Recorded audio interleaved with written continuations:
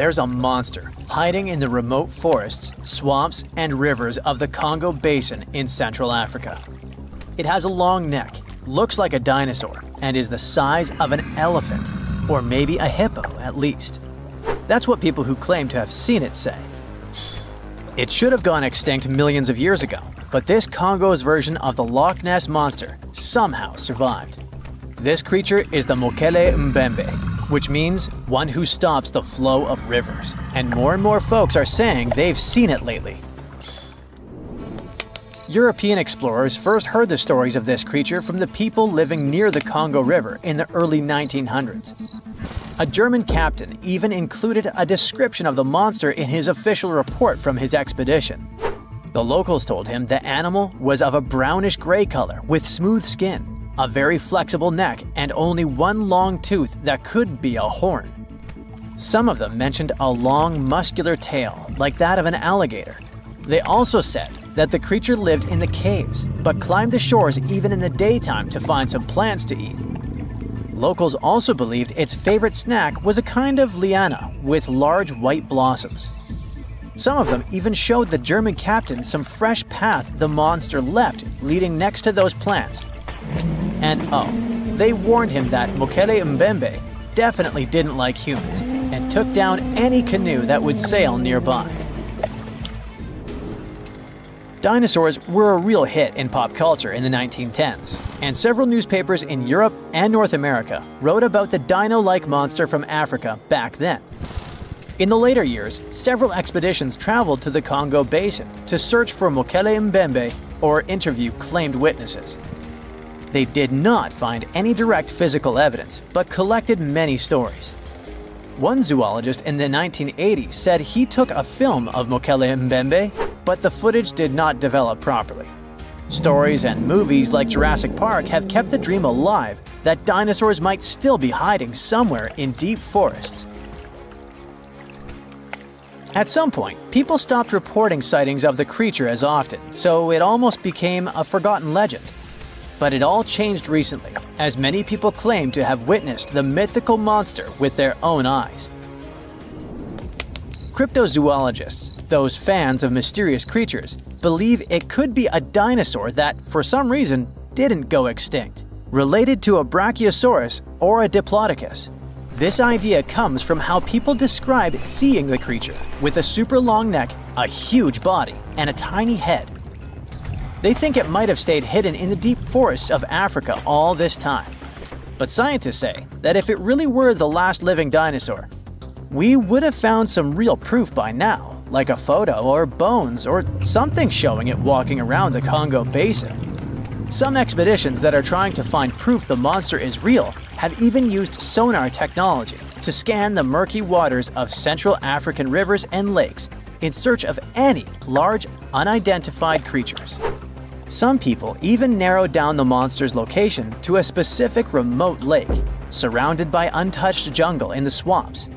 So far, the search for evidence hasn't been successful. The explanation behind all the sightings of the Mokele Mbembe could be the changing ecosystem. More and more human settlements are moving into the huge Congo Basin rainforest. People aren't used to seeing large animals that live in the forest, so they believe they have witnessed the mysterious creature from their folklore. The human brain often fills in the gaps in something we don't know and uses imagination to explain it, especially if there's a ready-made version that everyone's heard of. But still, we can't completely rule out the possibility that there are some new, unknown species of animals hiding in the Congo forests. Maybe just not a missing dinosaur. Another legend, this time Mongolian, says there's a giant worm living deep in the Gobi Desert. Yep, similar to the monster you've seen in Dune. The creature, which is supposedly up to 6 feet long, can spit acid that could melt anything and shoot electricity. They say it spends most of its days hiding underneath the sandy dunes, but likes to come out during the wetter months of June and July. The people in the West first found out about the megaworm of the Gobi Desert thanks to an American paleontologist, Roy Chapman Andrews. This brave man was probably the inspiration for Indiana Jones. In 1926, he wrote about the creature in his book. At the meeting with Mongolian leaders, Andrews heard detailed descriptions of the creature, even though none of them had ever seen it themselves. One of them said it looked like a sausage that was about 2 feet long, with no head or legs. According to him, the worm was so poisonous that just touching it could instantly take your life, and it lived in the loneliest parts of the Gobi Desert. Andrews didn't think the creature was real, but he shared these stories again in another book. And then, stories of the monster spread around the world. In some of them, it's only 1 foot long. In others, it's as large as a human. Some say it looks like a snake, and some describe it as a caterpillar. Some people claim it has wings and can fly, and others think it could be a supernatural evil being without a body. The color of the creature also remains a subject of debate. It could be white-gray, brown, or even bright red. The stories of witnesses are probably so different because the creature doesn't even exist. In 1983, one scientist who was visiting the region heard that an old man had managed to finally catch the mysterious worm. He also found out there was a nest nearby and decided to risk it all and see it. But instead of a scary monster, there was a tartar sand boa inside. Luckily for the scientist, this snake is non-venomous, but it does have gray-brown scales and could match the description of the giant worm. When he showed it to the locals, supposedly all of them said it was the monster they had seen. Big expeditions from America, Britain, and New Zealand came to the Gobi Desert to try and find the creature. Many other adventurers came from all around the world on their own, but found no evidence the monster was real. But many Mongolians are sure the death worm is no fantasy. If you don't believe there's a monster in the Gobi Desert, how about one in Lake Worth in Texas? According to local folklore, there's a part human, part goat creature with scales and long clawed fingers hiding there. It all started back in July 1969, when locals claimed to have spotted this mysterious creature roaming around. The newspapers loved the story and started reporting about new sightings. One article said that the monster jumped out of a tree and landed on some guy's car. Another report claimed that the Lake Worth monster decided to throw an automobile tire at a group of people. Someone even managed to take a photo of the creature, and the newspapers published it. Locals started flocking to the lake at night, hoping to catch a glimpse of the creature, but no one could find any evidence it was real after all. The author of the monster's photograph later said it was most likely someone's prank, because the creature really wanted to be seen. Then, a reporter from the local newspaper received an anonymous letter saying that it was 3 high school students who decided to dress up and scare people. Even despite this, some cryptozoologists think it could have been an undiscovered primate species that walks on 2 legs. We don't know if the Worth monster is real, but it does one good thing and brings together the local community. Every year since 2009, they throw the Lake Worth Monster Bash. Beneath the thick, shadowy canopy of a prehistoric rainforest, a silent hunter slides into the murky river waters. This is Titanoboa. Its size is horrifying, stretching over 40 feet long, which is about the length of a school bus, and weighing as much as a small car. It reigns as the largest snake ever known. This is around 60 million years ago. It's only been 6 million years since the dinosaurs were wiped out by an uninvited asteroid. Nature is slowly returning to life, the Paleocene epoch. Titanoboa's home is lush and sweltering. The air is very humid, like in a steam room, and the rivers are teeming with fish, perfect for a predator like this. Now that the dinosaurs are gone, Titanoboa becomes the queen of hunting. It's perfectly built for both power and stealth. A strong, sturdy spine can hold the snake's massive size while staying smooth and silent. Titanoboa glides through the water like a shadow, barely visible. It doesn't chase. It doesn't need to. Titanoboa waits beneath the river's surface in darkness. A bunch of ancient lungfish meanders too close. With one surge, it lunges, its jaws snapping shut. The fish doesn't stand a chance. Titanoboa's grip is unrelenting. After the prey stops moving, the snake immediately consumes it whole. For millions of years, this snake ruled the rainforests. Nothing could challenge it, not the prehistoric crocodiles, not the small mammals, not even the birds. But, as it turns out, it wasn't the only apex predator. Alongside Titanoboa, there was this entire family of snakes, a huge biological tree full of snake genomes and species. Their history spans around 100 million years, all the way to the Cretaceous period. We find their fossils all over South America, Africa, India, and Australia. That's because they evolved in the Gondwanan continents. Back then, all of this was one huge landmass, and they lived right in the heart of it. Now, this family coexisted with all the dinosaurs. The dinosaurs ruled the world back then, and the snakes couldn't be all that dangerous. They lived in the dinosaur's shadow, adapting to survive. Some of them fed on small mammals. Others waited for the dinosaur eggs to hatch. Some were super bold and went straight for baby dinosaurs. Fossils of one species showed the remains of a little titanosaur, that giant long-necked dinosaur, inside its stomach. And when the age of dinosaurs finally ended in a fiery cataclysm, it was time for these snakes to celebrate. After the asteroid disaster, the world entered a new era of heat and humidity. The warmer the climate, the easier it is for cold reptiles to thrive. Snakes, including Titanoboa, grew larger than ever, but so did the members of this family. All the snakes spread across continents, growing larger and scarier by the century. And eventually, Titanoboa stopped being the only ruler of jungles. Fast forward to about 47 million years ago. Now it's the Middle Eocene epoch, the tropical lowlands of what today is western India. A lush, swampy place, full of rivers and pools. The earth was warmer, with turtles and crocodile-like creatures basking in the sun. And there evolved the largest and most fearsome predator of them all, Vasuki indicus. Even the name feels important. Vasuki, the serpent king of Hindu mythology, a colossal snake that's coiled around the neck of Lord Shiva, strong and loyal. And the indicus part is because the snake's fossils were discovered in India. Vasuki surpassed Titanoboa and grew to a jaw-dropping length of 50 feet, like a 4-story building. It also weighed as much as a small elephant. Unlike Titanoboa, who preferred to hunt in the rivers, Vasuki mostly hunted on land, though it still could venture into the water when needed. It prowled the marshy ground with quiet, calculated movements, blending with the dense undergrowth. Vasuki also ate crocodiles, massive turtles, and even early whales in local water pools. No one stood a chance. It had immense muscles and squeezed with unimaginable force.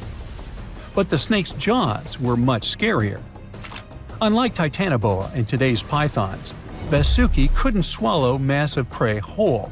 Instead, it ate them alive with its teeth, just like this. Fast and absolutely brutal, it was an apex predator of its time. And don't forget that we're not talking about one Titanoboa or one Vasuki. These snakes were part of entire populations. In the Paleocene, rivers were full of various Titanoboas. Some were younger, smaller ones, fighting for survival, while the oldest and largest ones dominated the waterways, in the same way as generations of Vasuki indicus competed with each other for thousands of years. Through the years, many siblings of this family got themselves a region to rule over. For example, alongside Vasuki, this big guy was thriving in northern Africa, in what is today's Egypt. Back then, this land was full of water and swamps. Before we learn more about other snakes, this one was considered the largest, about 36 feet long. That's still bigger than today's most powerful snakes, like the green anaconda. But then, we reached the Pleistocene epoch, from about 2.5 million years ago to only 11,000 years ago. Modern humans were evolving all over the world, and now the snakes had a new problem, an even worse one than dinosaurs. While we were developing brains, in Australia, there ruled the local king of snakes. Their names also come from legends. That's how Indigenous Australians called their mythological rainbow serpent the creator of the world. It's like a problem of a chicken and an egg. Was the snake named after a deity, or did the Aboriginal people create their deity after a snake? Ancient Australians coexisted with those predators for thousands of years. They warned their children how to avoid dangerous spots, passing down stories of the terrifying serpents. In their legends, the great rainbow serpent was shaping the land, rivers, and features of the world. These legends were most likely inspired by the powerful nature of those snakes. If only they knew that these animals weren't even as huge as Vasuki or Titanoboa. Though they were still dangerous. Urlungor was up to 26 feet in length. They preferred the more green and humid parts of Miocene Australia, like waterways with lush plants around the riverbanks. And there was much more potential prey. Urlungor had a thick body as wide as a human thigh. It loved to hunt in what is today the northwest Queensland. Its fossils were found in the limestone of Riverslade. It was a fascinating find. The skull was almost intact, with teeth and everything, which is crazy considering that snake skulls are very fragile and usually don't survive fossilization. Just like snakes before it, Urlungor didn't rely on venom. It was a constrictor, quick and powerful. But at least now these reptiles weren't as brutal. Their hugs quickly caused cardiac arrest in their prey. So the end came rather quickly. Also, they no longer could swallow the prey whole, and didn't have the same sharp teeth as Vasuki or Titanoboa. So both Urlungor and Wanambi had to eat very slowly, just like pythons today. Meanwhile, Wanambi was about 20 feet long. This one had a similar head, so it could only hunt marsupials, reptiles, and other little things that ventured too close. Wanambi's domain was the waterhole. It lay coiled in the shade, motionless, its body blending seamlessly with the dusty earth. If kangaroos and wallabies cautiously approached to drink, they wouldn't even notice the predator until it was too late. The Wanambi snakes lingered in Australia for millions of years. Even when the climate and ecosystem changed, it didn't bother these guys. In fact, they thrived in Australia's cooler, drier regions. Yet, even giants fall. Time moved on, the earth cooled even more, and nature began to change. Wanambi managed to last up to around 50,000 years ago, and could have lasted longer if it wasn't for humans. The same Aboriginal Australians who once feared Wanambi eventually spelled the end for the snake. All these years of being the apex predator, only for the little apes to hunt you into extinction. But that's how evolution goes. Eventually, all the giant snakes disappeared, leaving behind only their fossils and stories like this one. There's a place on Earth so dangerous that even the most fearsome creatures of today wouldn't last a moment there. It used to exist in what we now call southeastern Morocco, the land called the Kem Beds. The story of this place stretches back to the Cretaceous period, about 100 million years ago. It might have looked like a beautiful place at first sight, a lush green forest, rivers glittering in the sun, until you meet some terrifying dinosaur. The lions or sharks of today are nothing compared to what the fossils show us. The Kem Beds were dominated by terrifying predators, and above them all, 3 of the largest predatory dinosaurs ever discovered. For example, Spinosaurus. This dinosaur was unlike anything you can imagine. A half reptile, half monster standing over 50 feet tall, bigger than a T-Rex. This hybrid with a crocodile-like snout and a sail on its back hunted the forests. But this dino could dive into the rivers, so not even waters were safe from it. It could catch huge fish, as if plucking them from the shallows. There was also Carcharodontosaurus, a carnivore with the name that literally means shark-toothed lizard. Its razor-sharp teeth could slice through flesh with terrifying ease. This monster stood almost as tall as a house and was faster, stronger, and more aggressive than nearly anything that had ever walked the earth. There was also Deltadromedas, a raptor-like dinosaur built for speed. It was a quick-moving ninja that stalked its prey with horrifying precision. Oh, and the skies were a fun place too. With all these pterosaur creatures flying around, these guys are often mistaken for flying dinosaurs, but they were actually a different kind, more like close cousins of dinosaurs. These majestic reptiles soared above the kem-kem beds and had wingspans that could stretch up to 30 feet. The fingers were feathery, with a fourth finger kinda like bats. They could glide through the air so easily thanks to their super light skeleton. But it wasn't just the dinosaurs that made the kem-kem bed so horrifying. The waters also hid their own dark secrets. They were home to giant, terrifying fish and crocodile-like creatures. Their jaws were strong enough to crush bone, and they were lurking beneath the surface, waiting for anything unlucky enough to stumble into their path. One of the river creatures was Sarcosuchus, also called the super croc. Being about 40 feet long, it could easily swallow an adult human. Or better yet, it could take on a full-grown dinosaur and win. Its jaws snapped with unimaginable force, and no creature, not even Spinosaurus, was safe from it. Coelacanths could also hang out in the rivers. It was a monstrous predator that could easily swallow a huge fish whole. They had these creepy, icky fins that moved in a way similar to how human arms and legs move. And they could also kind of raise their heads like humans because of a special joint in their skull. Ew. Fun fact, we thought these monsters had gone extinct 60 million years ago, together with dinosaurs. But recently, we rediscovered them living and thriving in the Indian Ocean. Turns out they were just hiding in the deep waters. They probably didn't even notice the dinosaur asteroid or humans at all. Yay? Don't worry, over millions of years, they became basically harmless. They got 4 to 5 times smaller, even though they still weigh about 200 pounds.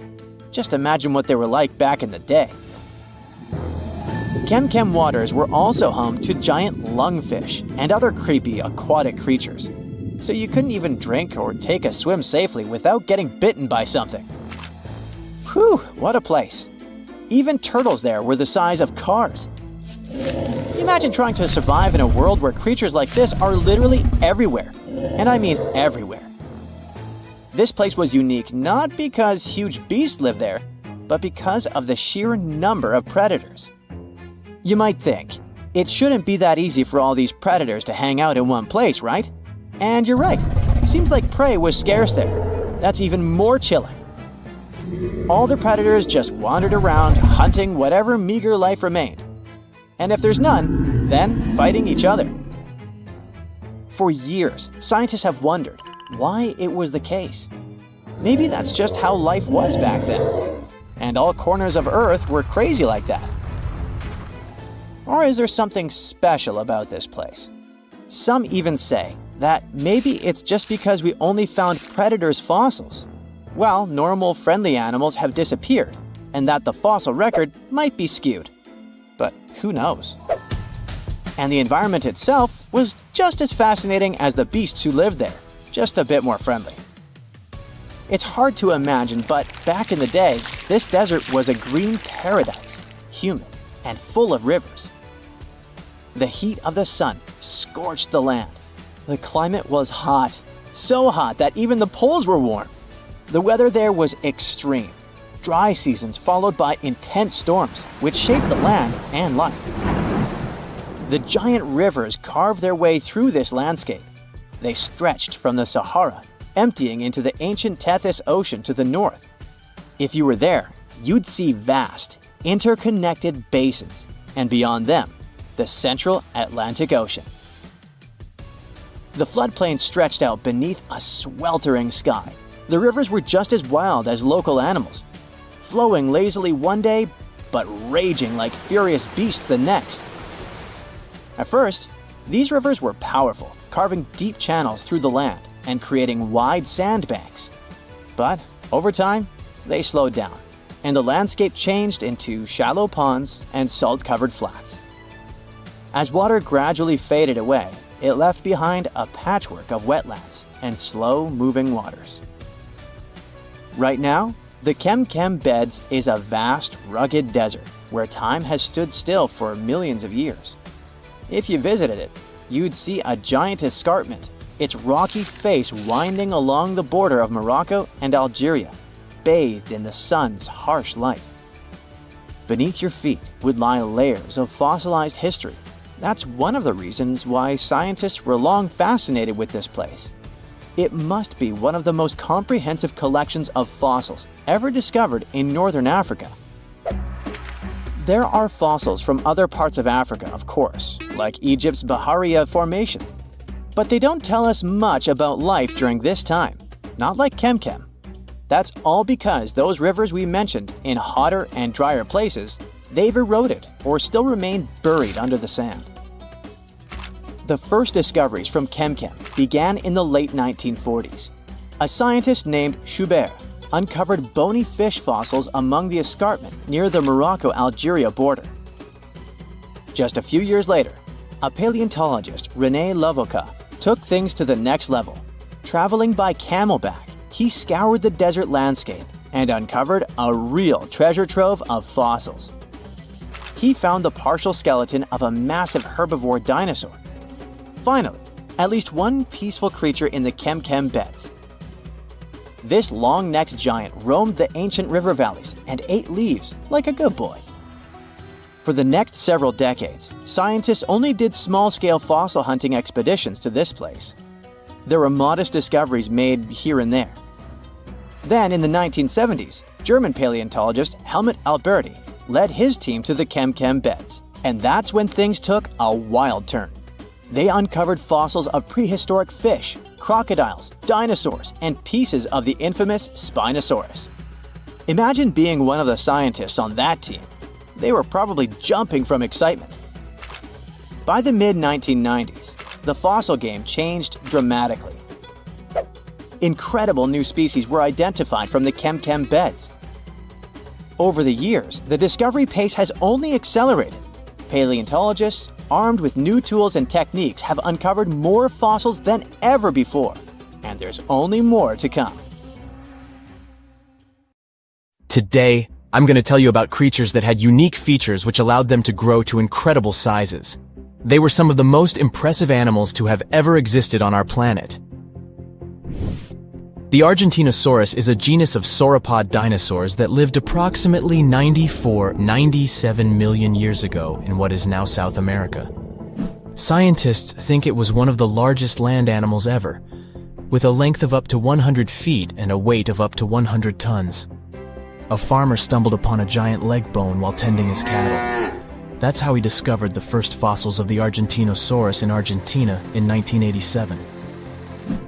Further excavations uncovered more bones, revealing a massive dinosaur that would have dwarfed most other animals of its time. The Spinosaurus, meaning spine lizard, is a genus of theropod dinosaur that lived around 97 million years ago in what is now North Africa. It is believed to be one of the largest carnivorous dinosaurs to ever exist, with a length of up to 60 feet and a weight of up to 23 tons. The Spinosaurus is known for its distinctive elongated sail-like structure on its back. It was likely used for thermoregulation. It also had long crocodile-like jaws that were lined with sharp teeth. This allowed the creature to catch and eat large prey, such as fish, crocodiles, and other dinosaurs. The first fossils of the Spinosaurus were discovered in Egypt in 1912. The sperm whale, Physeter macrocephalus, is a species of toothed whale that is the largest toothed predator on Earth. It also has the largest brain of any animal species. It is found in oceans all over the world and can dive to depths of up to 7,000 feet in search of food. You can easily recognize sperm whales by their massive, block-shaped heads, which can measure up to 1/3 of their total body length. They have dark brown or grayish-blue skin and a distinctive wrinkled appearance. The Titanoboa is an extinct genus of a giant snake that lived approximately 58 million years ago. It is considered to be the largest known snake ever. It could grow up to 42 feet and weighed around 2,500 pounds. The first fossils of the titanoboa were discovered in a coal mine in Colombia in 2004. This discovery meant a lot because it provided insights into the size and behavior of snakes during the Paleocene era, as well as the overall climate and ecosystem of the time. The blue whale, Balænoptera musculus, is the largest animal on Earth, measuring up to 100 feet in length and weighing as much as 200 tons. These marine mammals are found in oceans all over the world and can live up to 90 years. Blue whales have a long, streamlined body that is usually blue-gray in color with mottled patterns. They have a small dorsal fin and 2 pectoral fins that are about 1/3 the length of their body. Blue whales feed on tiny shrimp-like creatures called krill, and they eat a lot. A single adult blue whale can eat up to 8,000 pounds of krill in a day. The Leadsichthus is an extinct genus of large, bony fish that lived during the Jurassic period, approximately 155 million years ago. It is believed to be one of the largest fish that have ever lived. Some estimates suggest that it could grow up to 55 feet in length. The first fossils of Leadsichthus were discovered in England in the 19th century, and more recent discoveries have been made in other parts of Europe, South America, and Africa. Despite its enormous size, the Leadsichthus was a filter feeder, similar to modern-day whale sharks, and likely fed on plankton and other small organisms. The creature did it by simply swimming with its enormous mouth open, filtering water through its gills. The pterodostro is an extinct species of flamingo-like birds that lived approximately 35 million years ago. They were relatively small birds with a wingspan of about 2-3 feet. And they were known for their distinctive long, narrow beaks equipped with comb-like structures used for filter feeding. The pterodostro lived in shallow bodies of water, like lakes and lagoons, and mostly fed on small crustaceans and other tiny organisms. The animal filtered them from the water using the comb-like structures on the inside of its beak while swimming through the water. The African elephant is the largest land animal on Earth and one of the most recognizable ones. There are 2 species of the African elephant, the savanna elephant, Loxodonta africana, and the forest elephant, Loxodonta cyclotis. You can see them in various parts of sub-Saharan Africa. These creatures can be identified by their large size, gray skin, and long trunks. African elephants can grow up to 13 feet tall and weigh up to 14,000 pounds, depending on the species and gender. Now, you can't find living dinosaurs nowadays, which is a good thing, mostly, but you can still meet some creatures that might have gone to lunch with them. The frilled shark, for example, is a living fossil that comes from a family of sharks that have been around for about 80 million years. One of the coolest things about it is its long, eel-like body that can grow as long as 6 feet. It has 6 pairs of gills on its throat, which help the frilled shark breathe in the deep, cold ocean where there isn't much oxygen. The shark can move very quickly, like a snake, to catch its prey when it least expects it. Little frilled sharks take an exceptionally long time to grow, up to 3.5 years, which is one of the longest times for any animal with a backbone. The Chinese giant salamander is another living fossil that can tell you what was going on Earth around 170 million years ago. Now, when I say tell, I really mean it, as it can make sounds like hisses, whistles, and barks, and even a noise that sounds like a crying kid.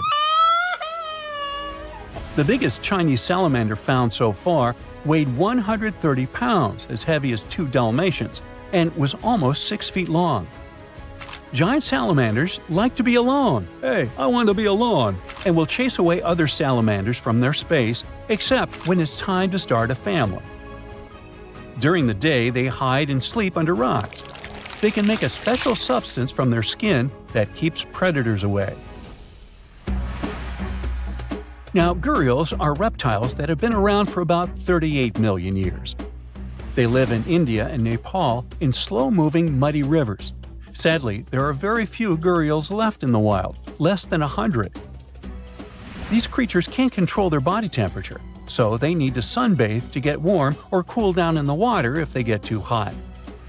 Their eyes are close together and face forward, which helps them see in 3 dimensions and judge distances more accurately. Gharials also have a transparent third eyelid, that protects their eyes when they're underwater. They have over 100 sharp teeth, but they can't chew their food.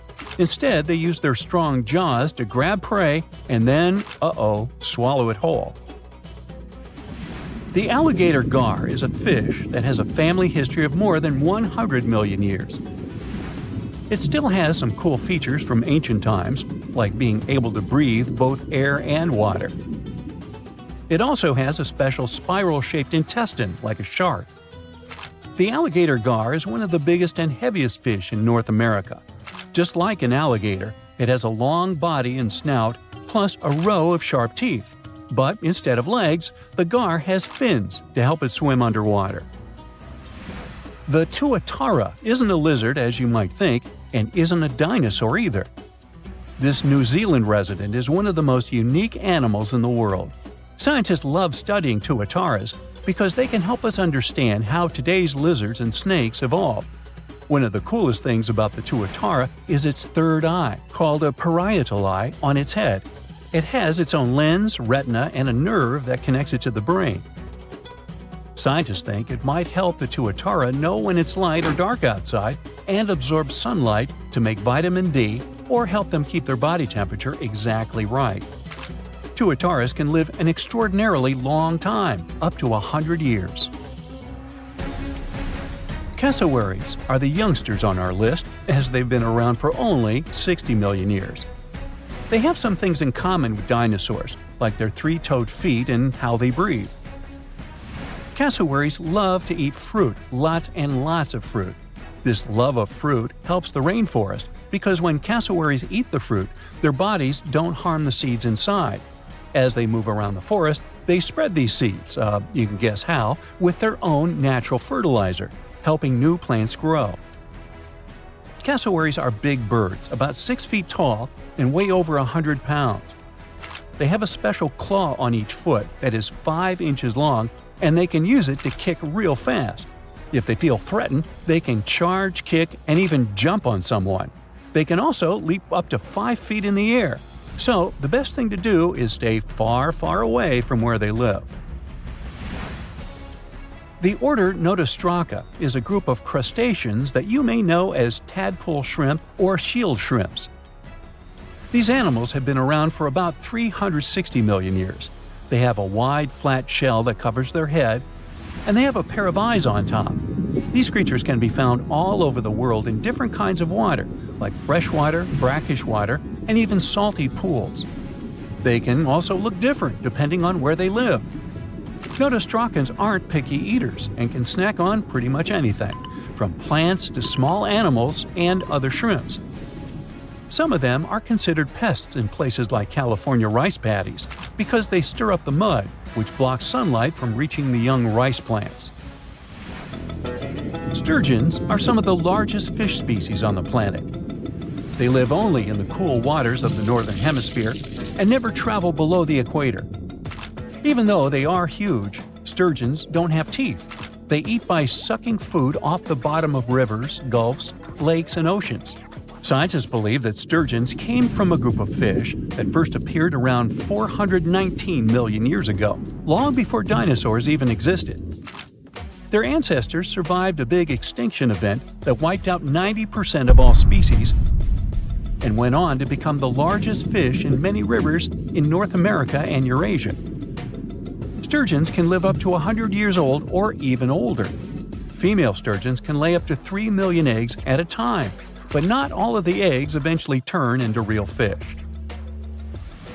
Our next hero, the Pacific lamprey, has successfully lived through at least 4 mass extinctions.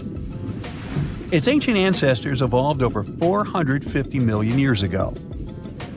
These creatures have cartilage instead of bones and a third eye, which is a special light-sensing organ on top of their heads. Instead of a regular jaw, they have a mouth surrounded by teeth. They latch onto prey and sup up body fluids like real underwater vampires. And although he wasn't living underwater, the story goes that King Henry I of England might have lost his life because of a lamprey. The English monarch loved this fish so much that he defied doctors' orders to stop eating its flesh. He got sick every time he'd have it, but the lack of bones and the unusual taste made the royal fall in love with it.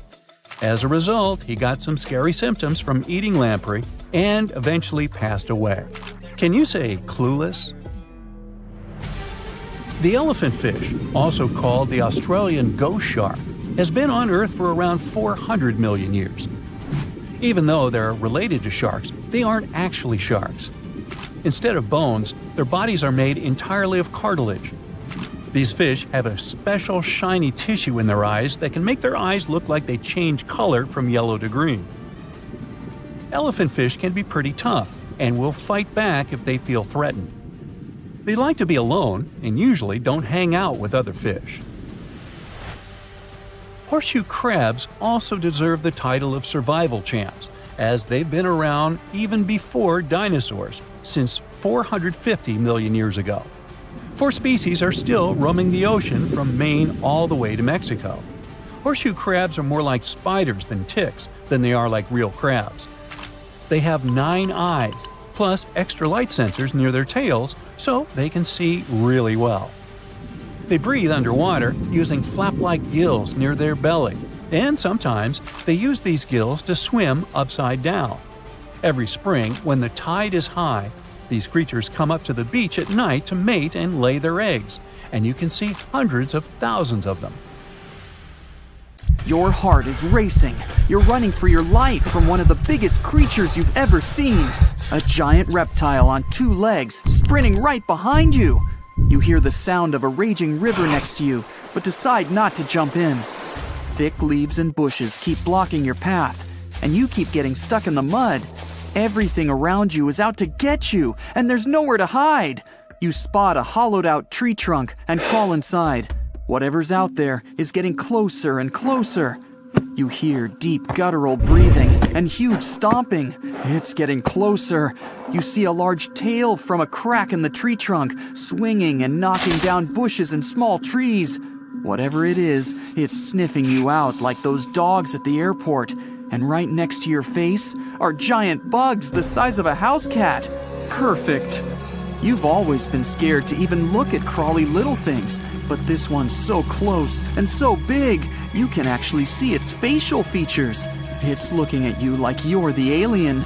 You want to scream, but can't. Then, out of the darkness, more bugs. They're curious things, flicking their antennas all over your body. Okay, this is too much. A bug is one thing, but now, a giant centipede thing is crawling your way. Its fangs are the size of your thumb. You dart out of the tree trunk and come face to face with a giant monster. It stops and stares at you, knowing you have no place to go. Claws and teeth the size of bowling pins. That's enough to keep you up at night. It's getting ready to charge right at you. Welcome to the most dangerous period and area in history for a human, the mid-Cretaceous Sahara. This place was thriving around 100 million years ago in what would now be North Africa. Back then, the continents were all arranged differently, and the weather was wild. Extreme storms were pretty common, and temperatures would rise and fall like a Mexican wave at a soccer stadium. Then, sea levels started to rise.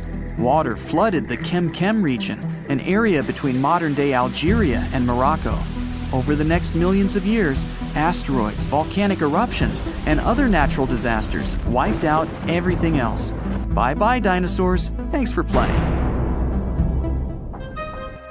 You probably think of the Sahara as one of the most inhospitable places on Earth, but back when it had trees and rivers, it was even more dangerous. The famous River of Giants was a huge river system that stretched from modern-day Egypt all the way to Morocco. The land was flat and not much vegetation grew there, but it was enough for life to exist. Frightening, scary life. That creature you're staring at, it's a giant, scary-looking theropod, and it's out to get you. Imagine a T-Rex-like dinosaur that's more than 32 feet tall and has an epic jawline. Scary stuff. They were the top dogs in the food chain back then. And that's why this place and period in history was so unique. The entire area had an incredible imbalance between hungry dinos and poor little dino snacks.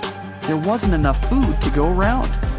Scientists were never able to find much evidence of herbivores. That means it might have been a royal rumble of carnivorous creatures waiting to pounce on each other at any moment. So, after a while of having a stare-down contest with a giant theropod, a shadow creeps up on you from behind. You're too scared to turn around, but the growling is louder than anything you've ever heard. It shakes you to the core. You turn around and see a Spinosaurus, and that's about all you can see. You know how they always show the T-Rex as the king of the dinosaurs? Well, this one would be, what, the emperor? It stands about 50 feet tall and has a sail of scales on its back, the size of a regular human. Then add in a crocodile-style snout with razor-sharp teeth and some short, powerful legs. Its diet mainly consists of river fish, but it's looking at you like you're a delicious fish taco. The two alphas are now in a standoff, with you stuck in the middle. But before you close your eyes and get ready to be eaten, they begin fighting each other, knocking down trees. You tiptoe your way out of there and run. The further you go, the better, right? Wrong. Not here, because everywhere you go, there's going to be something dangerous. During this period, there was danger in the sky, in the water, and on land. There were small mammals scurrying around here and there, but they mostly stayed in the shadows to avoid danger. After 5 minutes of running as fast as humanly possible, you make it out of the forest and onto an open plain. Bad move. Now there's nowhere to hide. Suddenly, you hear another shriek. You look behind you. Nothing. It's just short grass everywhere. Then you tilt your head up to the sky and see what looks like a giant bird. Only these are technically flying crocodiles. There were plenty of huge pterosaurs that ruled the skies. Alanqua saharica was a flying reptile that may have eaten fish in the river. Those fish must have been tasty. It had a huge wingspan and long, slender jaws. Oh, and it was the size of a small bus. This one found you and is racing down to catch you. You run for your life, again. And this time, there's no place to hide. Suddenly, you feel talons grasping onto you and you're lifted off the ground. You soar up. If you weren't scared out of your mind, you might have noticed how beautiful the giant river channels below you are. The Alanqua maneuvers like a fighter jet, headed for the mountains, dodging all obstacles. You see a large nest with some mini beasts in it. They're hungry and as large as you. Not a great combination. You try to break free, but it's impossible. The creature drops you in the middle of the nest and flies off. You try to cover yourself, but the little ones keep pecking away. It's only a matter of time before it's too late. You look down below you and see the river. You can't tell how deep it is, but it's got a really strong current. You're out of options. You dive into the raging river and get dragged along with the current. Safe for now-ish. Imagine it's 2021. You're walking along one of the hottest and driest places on Earth, the middle of the Sahara Desert, only to find fossils of oversized fish. They ranged from bite size to bus size. Even freshwater sharks lived there. These weren't your average little fishies. Judging by their teeth, those guys meant business. You might even find a giant sea turtle swimming around. Okay, back to your wacky adventure. Luckily, you wash up on a safe sandy part of the river where you're able to relax. You drink some river water and try to find a safe place to make camp. Every noise you hear makes you jump. You sit down and try to enjoy the calmness of ancient Earth. Just when you feel you can finally catch your breath, you see a Spinosaurus walking along the river on the prowl. You run off and hide under a bush. It passes you by. You're safe. Or not. It turns, shakes the bushes, and sees you. Just then, a large boom scares it away. It's the sound of you jolting awake. You turn on the light and see your cat staring at you. Those dinosaurs seem so real, probably because of that documentary you were watching right before bed. The entire mid-Cretaceous ecosystem depended on rivers for daily life. Just like all ancient civilizations, rivers were essential for the creatures of the time. And very recently, scientists discovered a new species of snakes that went extinct back then, with no known descendants. To understand these ancient ecosystems, it's important to know a lot about fossils. You might find two different fossils side by side, but those animals might have lived millions of years apart.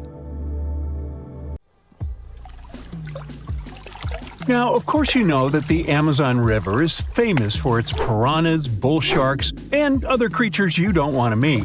But there are even more dangerous rivers in the world.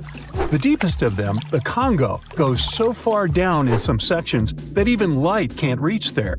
It's the only major river that crosses the equator twice and carries enough water to fill more than 13 Olympic-sized swimming pools into the Atlantic Ocean every second. Wow! Even the most experienced boaters have trouble passing through all of the river's strong currents, rapids in its upper part, and waterfalls and gorges in the lower section. The Congo currents are so fast and powerful that they even divide animals like mountains and oceans do. There are new species of fish evolving separately on the two banks as they can't reach the other side and breed with each other. One of the most dangerous types of fish living here is the Goliath tigerfish. These monsters, that grow up to 5 feet and travel at the speed of 25 miles per hour, are relatives of piranhas. Their mouths are full of vicious, razor-sharp teeth. Their females lay hundreds of thousands of eggs, and the offspring are predators from birth. You have a good reason to fear the Goliath tigerfish, as they're the only freshwater fish in Africa that have attacked crocodiles and even humans. Okay, not swimming there. There are dense jungles and more hungry wildlife, including snakes and some aggressive hippos, all along the river. Still, it's used as a water highway in Central Africa, so barges traveling on it for weeks are often crowded with up to 2,000 people and capsize every now and then. And if you believe the local folklore, there's one more thing to be afraid of: the one who stops the flow of the rivers, a dinosaur-like beast that is said to live in the Congo River basin. There have been over 100 sightings over the last century, but no one can provide solid evidence the beast is real. At the turn of the 21st century, there was a series of terrible, mysterious stories on the Kali River in Asia. Something described as a mud-colored water pig would drag swimmers underwater in front of terrified eyewitnesses. British biologist Jeremy Wade stepped up to crack the case. He noticed that all the scary incidents were happening in one specific spot, stretching about 4 miles. Villagers told him this creature was growing big and bad from all the food it got. Wade examined the water with a depth sounder and thought it could have been a whirlpool. Then the monster dragged a domestic water buffalo into the water. The buffaloes are big and heavy, so the creature that attacked it would have to be super strong. Saltwater crocodiles don't go so far inland, and the most common local species of crocodiles don't live in cold waters. There were no bull sharks in the area either. Finally, Wade spotted several goonch catfish underwater. Some of them were human-sized. They couldn't capture these monsters with a regular fishing rod, but a special ceremonial construction did the job. The largest fish was 6 feet 7 inches long and 3 times the weight of an average gaunch. It was large enough to take down a human or a large animal, but Wade mentioned there could be even bigger ones living in the Kali River. The Orinoco River in South America is dangerous to navigate because of some crazy curves and strong underwater currents.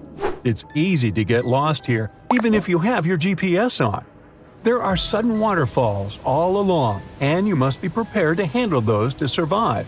The river is the only home to a rare Orinoco crocodile and has some pretty scary-looking vampire fish swimming around. This payara fish has sharp, spiky daggers that line their gums and 2 elongated fangs that rise from their lower jaws. Could probably use an orthodontist and some braces, you think? It's a ferocious hunter constantly looking for the next victim, which is going to be a medium or large-sized fish. If a human catches a payara, it will defend itself, leaving cuts, nips, and bites, but there are no known cases of this cutie taking a human life. Well, that's good. The Yellow River in China received this name after its color, but it wasn't always this yellow. It was first formed at least 30 million years ago and shifted its course over 30 times over the centuries. Yellow sediments moving downstream from a plateau in the distance transformed it from clear to muddy.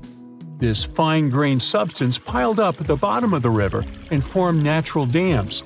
The huge amounts of water that the river carries need to find their way to the sea. And that's when major floods happened, taking several million lives in various epochs. The locals tried to solve the problem by building higher and higher levees, but it only made things worse. Water coming out of the river would now have nowhere to back up, as the riverbed was higher than the surrounding land. This even shifted the river's mouth. Now there are massive dams and dikes all along the river to try to contain it. The Parana River is the second longest in Latin America and has many tributaries. They flow in from the highlands near the Andes, and there's a huge drainage in the wet season. This makes the river a perfect home for, guess what, piranhas. There are 30 to 60 species of these scary fish in the Parana waters. In late 2013, they attacked bathers cooling off by the water on a hot day. People started running out of the river as they felt something was biting them in the water. Luckily, no one lost their lives in the accident, but it's still considered one of the most audacious piranha attacks ever recorded. Biologists later determined that the type of piranhas, called palomates, was to blame for this, and humans had probably disturbed their breeding grounds. Well, the piranha also has a strong current that is tricky for boats and swimmers to overcome. Plus, it often floods, which can be dangerous for people living in the surrounding areas. The longest river in the world, the Nile, flows through 11 countries all the way into the Mediterranean Sea. Expeditions have spent centuries looking for its source, and no one still knows for sure where this mighty river begins. Adding to the mystery, the Nile takes an unexpected turn right in the middle of the Sahara. Scientists have figured out the reason is a massive underground rock formation from millions of years ago. The Nile has served as the most important water highway for civilizations through centuries, but it has some pretty dangerous inhabitants, like crocodiles that grow to be 20 feet long, which is slightly more than the height of an average giraffe. These bad guys can reach a speed of 30 miles per hour on land and take the lives of a couple hundred people every year.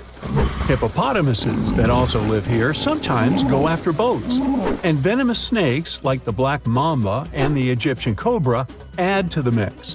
One of the most dangerous creatures on the Nile is the mosquito, as they carry around all sorts of diseases that affect hundreds of thousands of people. The Brahmaputra River in Asia carries waters from the mighty Himalayas.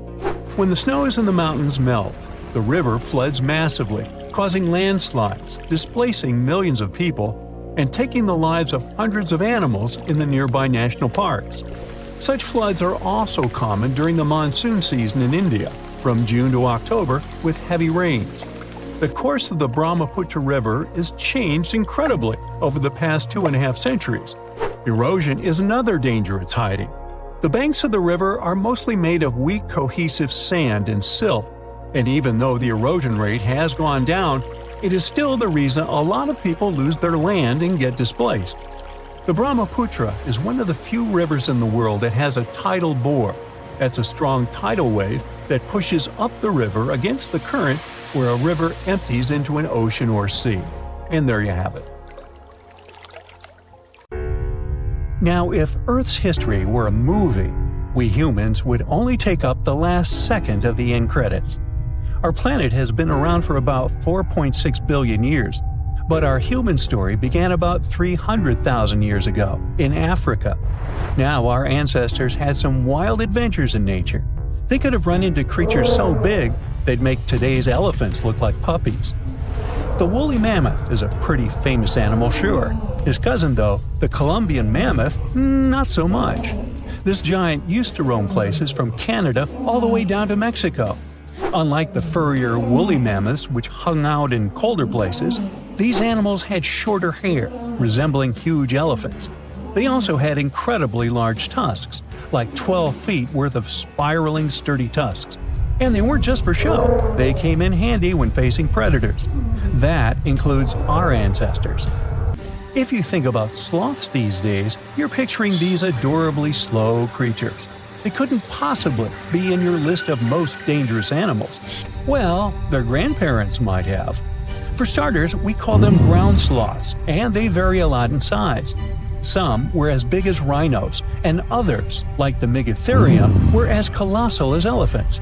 Imagine seeing a 20-foot-long sloth which doesn't mind chewing on some meat every now and then, at least in theory. Ever heard of Bigfoot? Well, our next animal kind of looks like him, but is a distant cousin to orangutans. Meet Gigantopithecus, the largest primate to ever call our planet its home. Standing tall at 10 feet and weighing more than 600 pounds, these animals were amazing to look at in real life. Unlike Bigfoot, they weren't constantly hiding. In fact, it's believed they were peaceful and gentle creatures. Sadly, they faded away about 100,000 years ago, mainly because their food sources slowly became unavailable. Those lush, fruity forests they called home eventually turned into dry grasslands. Next on our list is the cave hyena. Weighing a chunky 250 pounds and standing 3 feet tall, these beasts were as long as a grown-up lying down. What's even more interesting about these creatures is that they loved hanging out in groups. A pack could be as big as 30 of these animals, which meant they could easily take on even the biggest, heaviest mastodons. Our ancient families would have needed to stay alert around these hungry specimens. Sadly for these hyenas, about 20,000 years ago, their numbers started going down. Soon enough, they completely disappeared from the planet. Quick pop quiz. What's called a tiger but isn't really one? It's the saber-toothed tiger. I mean, sure, they belong to the feline family, but they aren't technically tigers. First appearing around 42 million years ago, in July, I think, many of their kind were gone before we even showed up. However, early Americans might have bumped into a couple of specimens from this group. If that really happened, it would have been quite the encounter. Think of the biggest wild lion today or the hefty Siberian tiger. These big cats also had some incredible features hidden in their fur. They were good at sneaking around, hiding, and pouncing on mammoths bigger than themselves. Their bite wasn't that strong, but they could open their jaws wide, like twice as much as a lion. And although their teeth were a bit on the weak side, they had buff forearms to pin down their dinner, giving those big fangs a purpose. Not the kind of kitty you'd want to play with.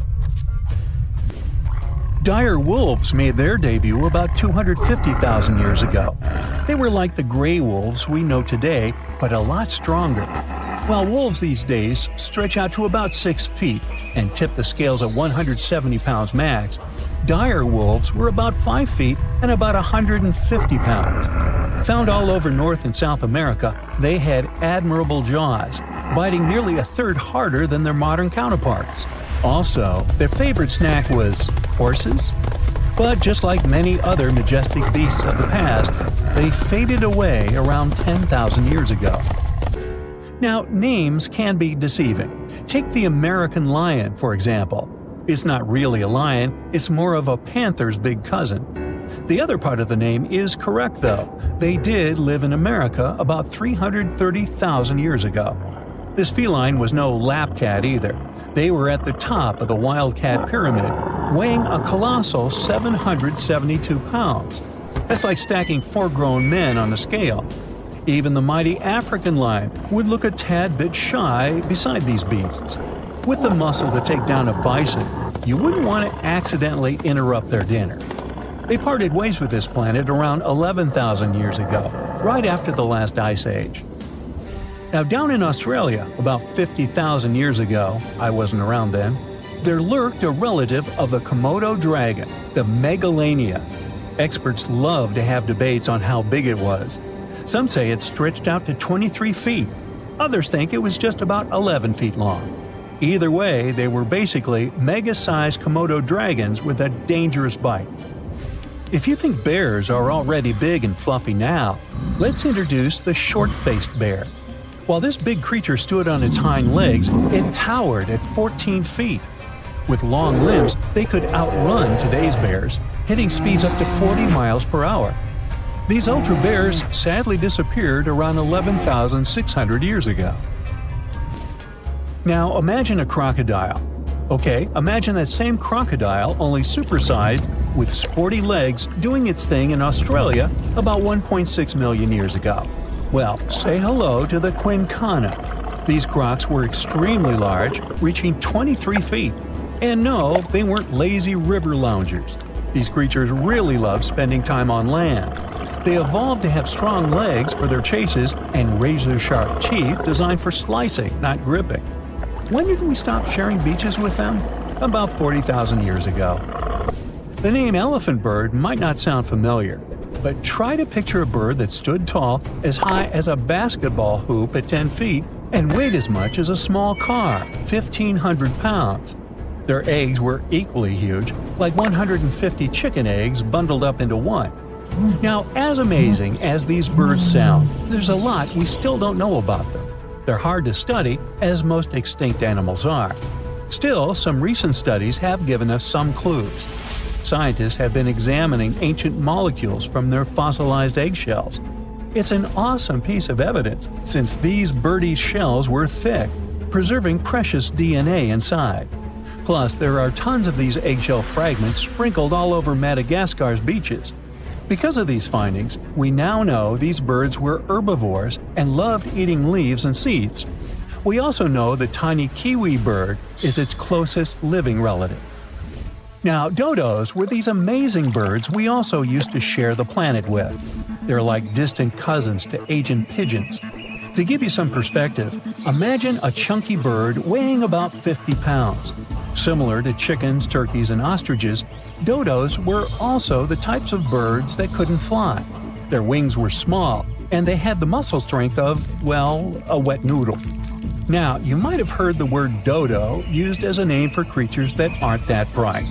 Don't get confused, though, by this name. These birds were, in fact, intelligent. Scientists were able to figure that out by studying their fossils. It turns out that they were good at smelling stuff, unlike most birds that are all about the visuals. These creatures aren't around for us to study anymore, but that might change. One evolutionary biologist is on a mission to fully understand these amazing ancient birds. On that note, she revealed that the dodo's DNA has been completely sequenced. There are even talks about potentially bringing dodos back to life. They would make a nice addition to the lovely beaches of Mauritius, the place they used to call home many, many years ago.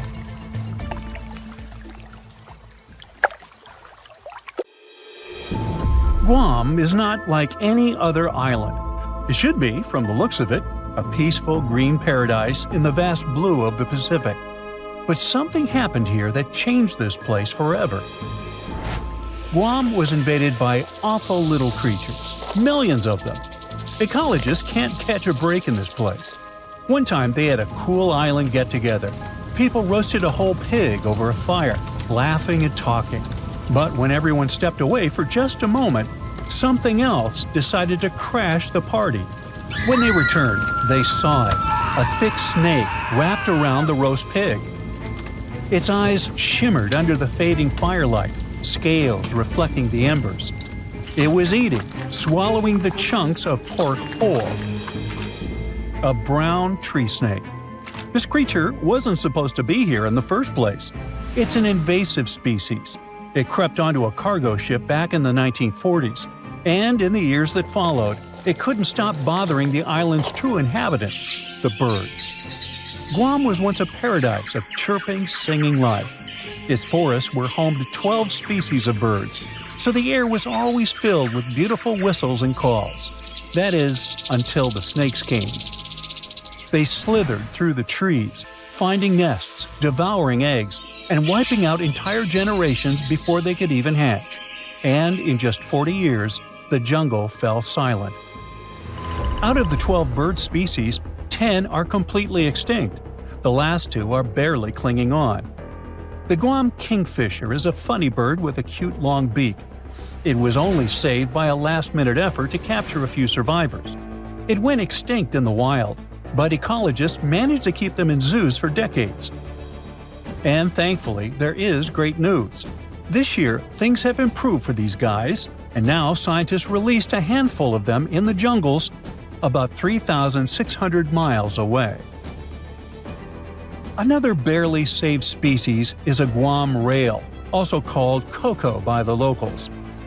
The poor thing can't even fly, a ground bird completely defenseless. Thankfully, people relocated these guys on other islands and helped them make it. But the true horror of the brown tree snake wasn't just its hunger, it was its stubbornness. Now, most predators only eat what they need, but brown tree snakes, they stop at nothing. These guys have zero chill. They'll go for animals that are too big for them to swallow. They'll try to eat random stuff like trash. And if they realize that they literally took a bigger chunk than they could bite, they'll just leave the leftovers to rot. It's horrifying. When researchers were trying to understand why the birds were disappearing suddenly, they gave them tiny radio transmitters to track their movements. But every time scientists went to check on tagged birds, they kept finding the tracking signals inside the snakes, or in bodies left by the snakes. Oh, and now these snakes have nothing to eat. Millions of them. You'd think they'd just give up, but nope, they decided to change their diet. Rats, lizards, garbage, each other. Yep, these guys aren't picky. What's even crazier is that it was just the beginning. Birds aren't just there to sing pretty songs. They eat things like bugs and help keep nature in balance. And when they disappear, you can tell because something starts taking their place. Spiders.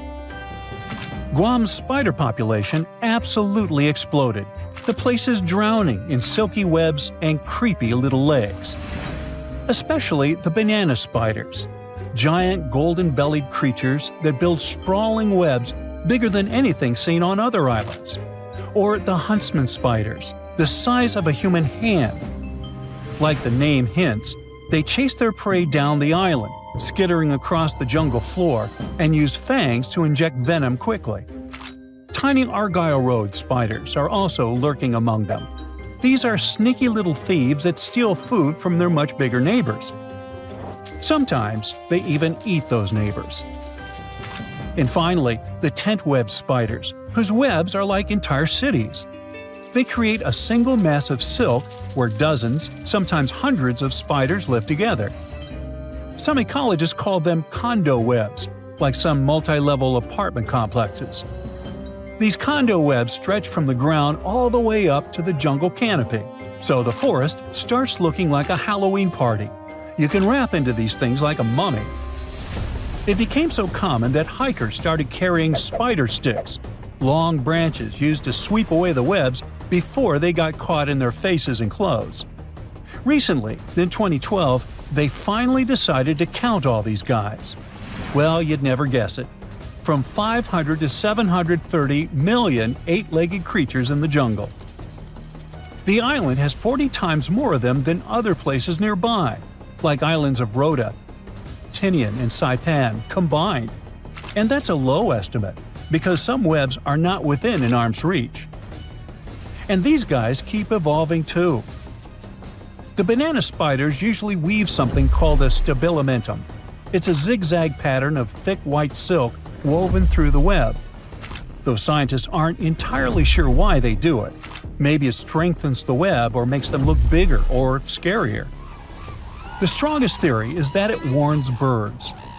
The bright, thick pattern tells them not to fly around here because they'll ruin everything. Oh, but on Guam, you don't have to worry about the birds at all. So now they stop decorating their webs entirely. The worst part is that no one really knows how to fix this. To protect one of the species called the Micronesian starling, ecologists built nest boxes, safe enclosed spaces where the birds could raise their chicks. To make sure snakes couldn't reach them, they installed smooth metal poles beneath called baffles. The idea was simple. The poles were too wide, too slippery. The snakes wouldn't be able to climb them. Well, that was the hope. These brown tree snakes decided to lasso the poles instead of climbing them. One snake, thin as a rope, wrapped itself completely around the metal cylinder, coiling into a loop. Then it began shimmying up the pole. Scientists only discovered this in 2021. They've never seen a snake pull this one before. They literally refuse to leave the birds alone. Humans have tried everything. Trapping them, building barriers, scouring the forest with flashlights at night, setting up fences. But nothing has worked, so far. There are just way too many of those guys, and they're all too smart. Now, just so you know, the U.S. spends nearly $4 million every year trying to control this disaster. But the only real success is a single tiny patch of land at Andersen Air Force Base. Scientists managed to drive down the snake population there using bait. But the truth is slowly sinking in. The snakes aren't leaving. Humans can send rockets to space, but this is too much. That also means that Guam Island will start looking entirely different soon. Guam's forests always felt mysterious and kinda creepy, even without the invaders. There's no soil, no soft place to step. Instead, it's all jagged, broken limestone. Everything is full of razor-sharp rock left behind by an ancient coral reef. It was being pushed up over millions of years. Trees force their roots into the cracks. Everything is packed with twisting and curling plants. Breadfruit trees, prehistoric-looking cycads, spiky pandanus trees. And just as a cherry on top, a typhoon comes ripping through every few years, tearing it all apart. Luckily, plants usually grow back fiercely. Now, walking there is insane. It feels like walking in the sea, though instead of balancing on waves, you're trying not to trip and gash your shins open on the sharp rocks beneath you. You have to think through every step. But now, things are going to get so much worse. 70% of Guam's trees relied on birds to carry their seeds, spreading them far and wide. So, without the help of birds, the trees drop their fruit directly to the ground, where it sits and rots. So nothing grows. Well, perhaps the invaders' rule over Guam may last forever, and soon this place won't be friendly to tourists at all. It may become one of the worst places on Earth, if it isn't already. Australia used to have its own giants. Those were huge animals that could have dwarfed anything living on this continent these days. Scientists found the remains of many of those ancient creatures in the Narracuta Caves in South Australia, 4 hours away from Adelaide. It's a lovely region, but it can be treacherous. Watch out for holes the ground is pocked with. Known as pitfall traps, many of them are no wider than a coffee table. They're deep and plunge into the darkest of caverns. One of such caverns is called Victoria Fossil Cave, and it's a treasury that's been hiding the bones of around 45,000 animals for centuries. Some of the oldest bones belong to creatures far more terrifying than any animal you can encounter today. Those were the ancient Australian megafauna, huge beasts that roamed the continent during the Pleistocene epoch.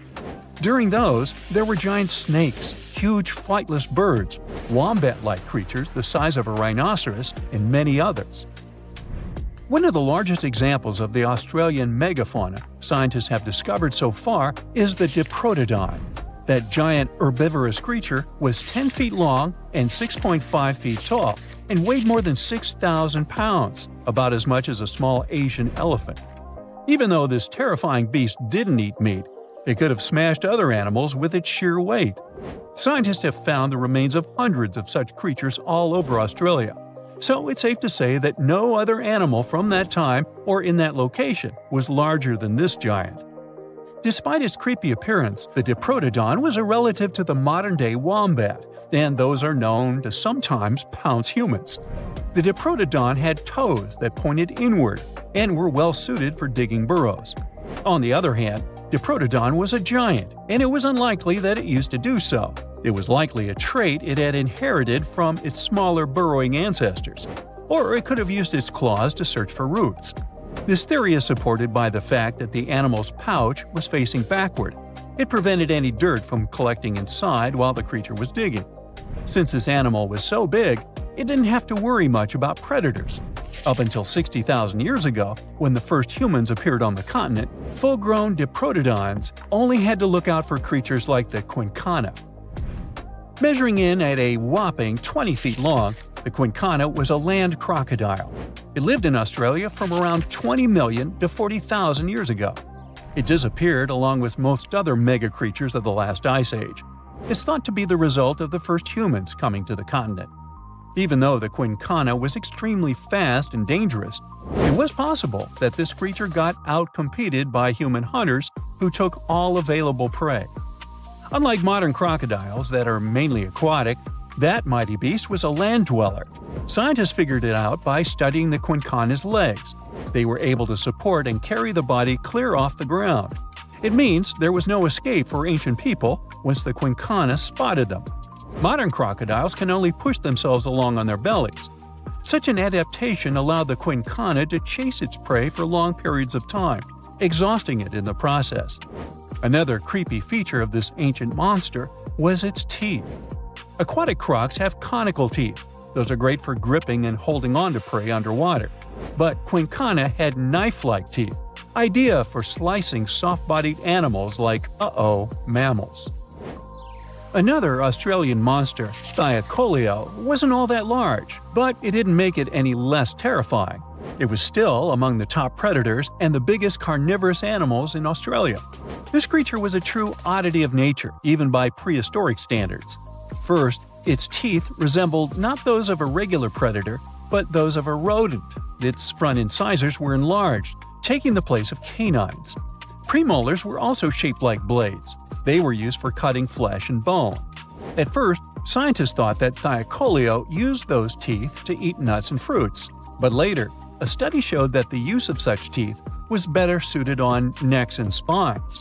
The jaws of this ancient creature were immensely powerful. A 220-pound Thylacoleo had a bite force similar to that of a present-day 550-pound lion. It means that the animal could easily bring down prey much larger than itself. Then there was Thylacoleo's tail. It had strong muscles which provided the animal with the ability to use the tail as support when tackling large prey. The Thylacoleo had retractable claws, and this feature is very uncommon among marsupials. It allowed the animal to keep its razor-sharp hooks from getting blunt and could help it get a better grip on its prey. Scientists are quite sure that, like today's leopards, the Thylacoleo could climb trees and jump on other animals from above. It was done so fast and stealthily, they never knew what hit them. The creature's rear feet support this theory. The first toe there was reduced, but the foot had a rough pad like what modern-day possums have. It allowed them to have a better grip while climbing. Right after scientists found the first skull of the Meliolania, this animal was classified as a lizard. That's why its name translates to small groomer. But after they discovered more complete fossils, it turned out that the Meliolania was a giant turtle. But that's not all. It was one of the largest land turtles to ever have existed. The main reason researchers initially believed the creature to be a lizard was the fact that its skull was adorned with a series of spikes. It's something the modern-day horned lizard can boast. But even after discovering the true nature of the Meliolania, scientists still don't know how to properly catalog it. It might have been a creature that folded its neck under its spine, or it could have folded it to the side. Beside those defensive mechanisms on its head, the Meliolania was also equipped with a spiked tail, which was probably used to prevent predators from attacking the animal from behind. Most species of the Meliolania disappeared around 2,000 to 3,000 years ago because of humans who hunted them to extinction in both Australia and on the surrounding islands. It took around 2 centuries for these turtles to go extinct in that region of the globe. The Megalania was a giant Australian lizard that existed at the end of the Pleistocene epoch. It looked like a Komodo dragon and the Australian monitor lizard, which are both believed to be Megalania's closest living relatives. Fossils tell us that the ancient animal was anywhere from 15 to 26 feet in length. Ow! The youngest fossil remains of this ancient Australian monitor lizard date back to about 50,000 years ago. The first indigenous settlers must have encountered Megalania, which led to the lizard's extinction. Originally, scientists thought that the Megalania was the only member of the genus Megalania, but these days it belongs to the genus Varanus, which means that the prehistoric creature is closely related to other Australian monitor lizards. Our next giant creature on our list was once dubbed an ostrich on steroids. I mean, look at it. It was the last of the thunderbirds to go extinct in Australia. The Genurus lived on the continent at the same time as early humans. They might have coexisted for 15,000 years or so before the huge bird eventually disappeared. This theory has some proof. The bird's fossils found along with human artifacts. Some cave paintings also depict flightless birds similar to the Genurus in size and shape. Although it wasn't the largest bird in Australia, The goose-like creature was still as tall as a grown-up man and weighed around 550 pounds. Even a modern-day ostrich can be dangerous if it feels threatened. Imagine meeting its giant prehistoric relative. Scientists are still arguing about its diet. Many believe the creature was an herbivore, but there's still a chance that the Genyornis was a partial scavenger. Its small, stubby wings and powerful hoof-like legs hint that the bird could have been a plant eater. But its huge beak and exceptionally deep lower jaw evoke suspicion. Such features are highly unusual in birds. In 2016, two researchers were trekking through the forests of Arunachal Pradesh, India, when they literally stumbled upon this camouflaged beauty hidden in the leaves. A local man pointed out the snake, and they quickly realized it wasn't just any average viper. With its unusual pointed snout, similar to a hump-nosed viper, and a stunning orange belly, this snake had them scratching their heads. Back at camp, they took a closer look and knew they'd found something special. DNA tests at the Indian Institute of Science confirmed it. They found a brand new species, now known scientifically as Trimeresurus arunachalensis. But the snake's unique features didn't stop there. The snake's paired reproductive organ was unlike any other viper, and its scale pattern was completely unique.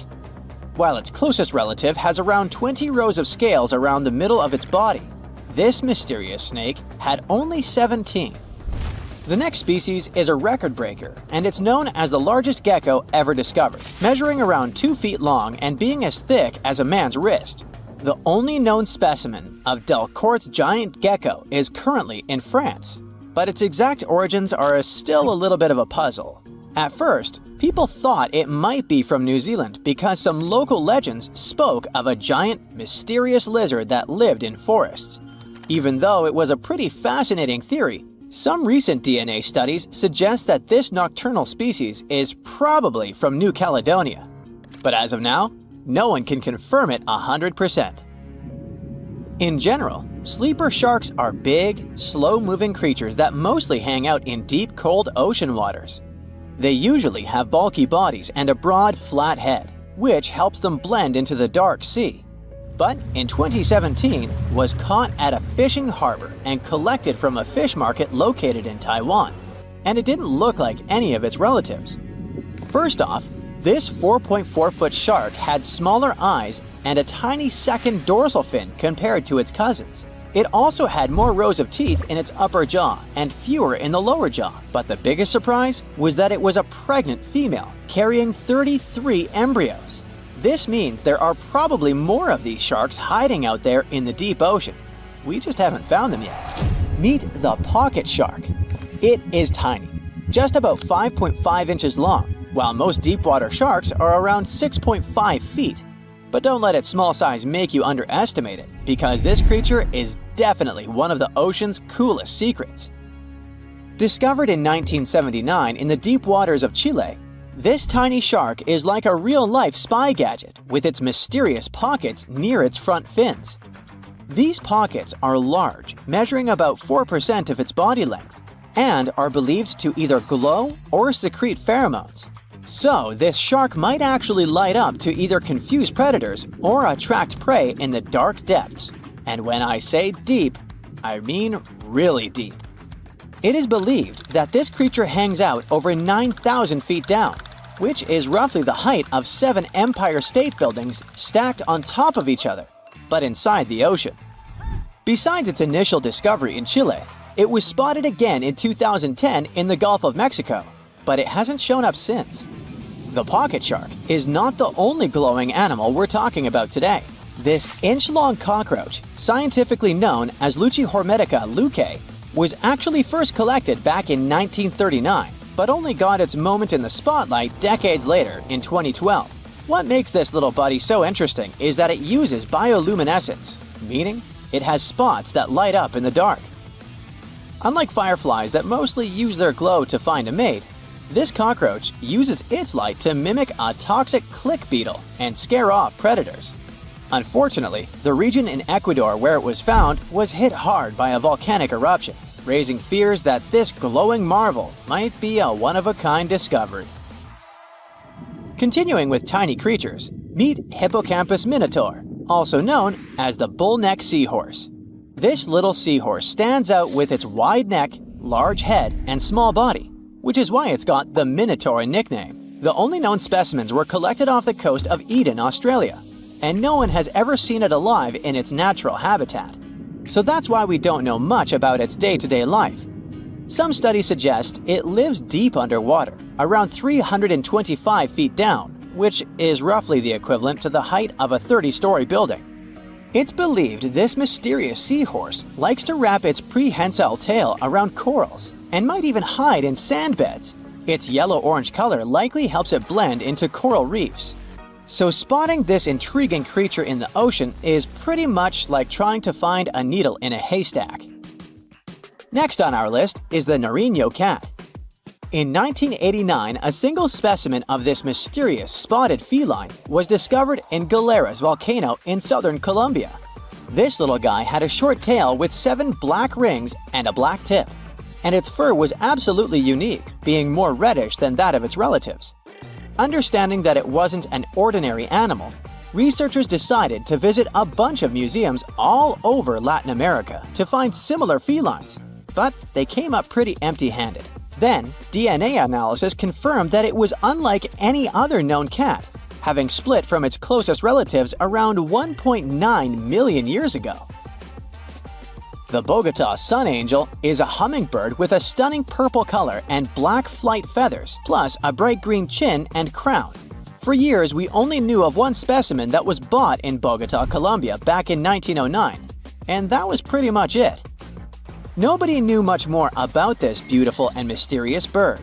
But that changed in 2017, when a study decided to analyze its DNA once again. The results suggest that the Bogota sun angel might not be a completely separate species after all. It looks like it is actually a hybrid, meaning it was a mix of hummingbirds from 2 different species. And it's likely that its mother was a long-tailed sylph, which is a gorgeous hummingbird that mostly lives in the Andes in South America. The spotted green pigeon, also known as the Liverpool pigeon, is like the unicorn of the bird world. It was first described in 1783 by an English physician named John Latham, who saw it once and that's it.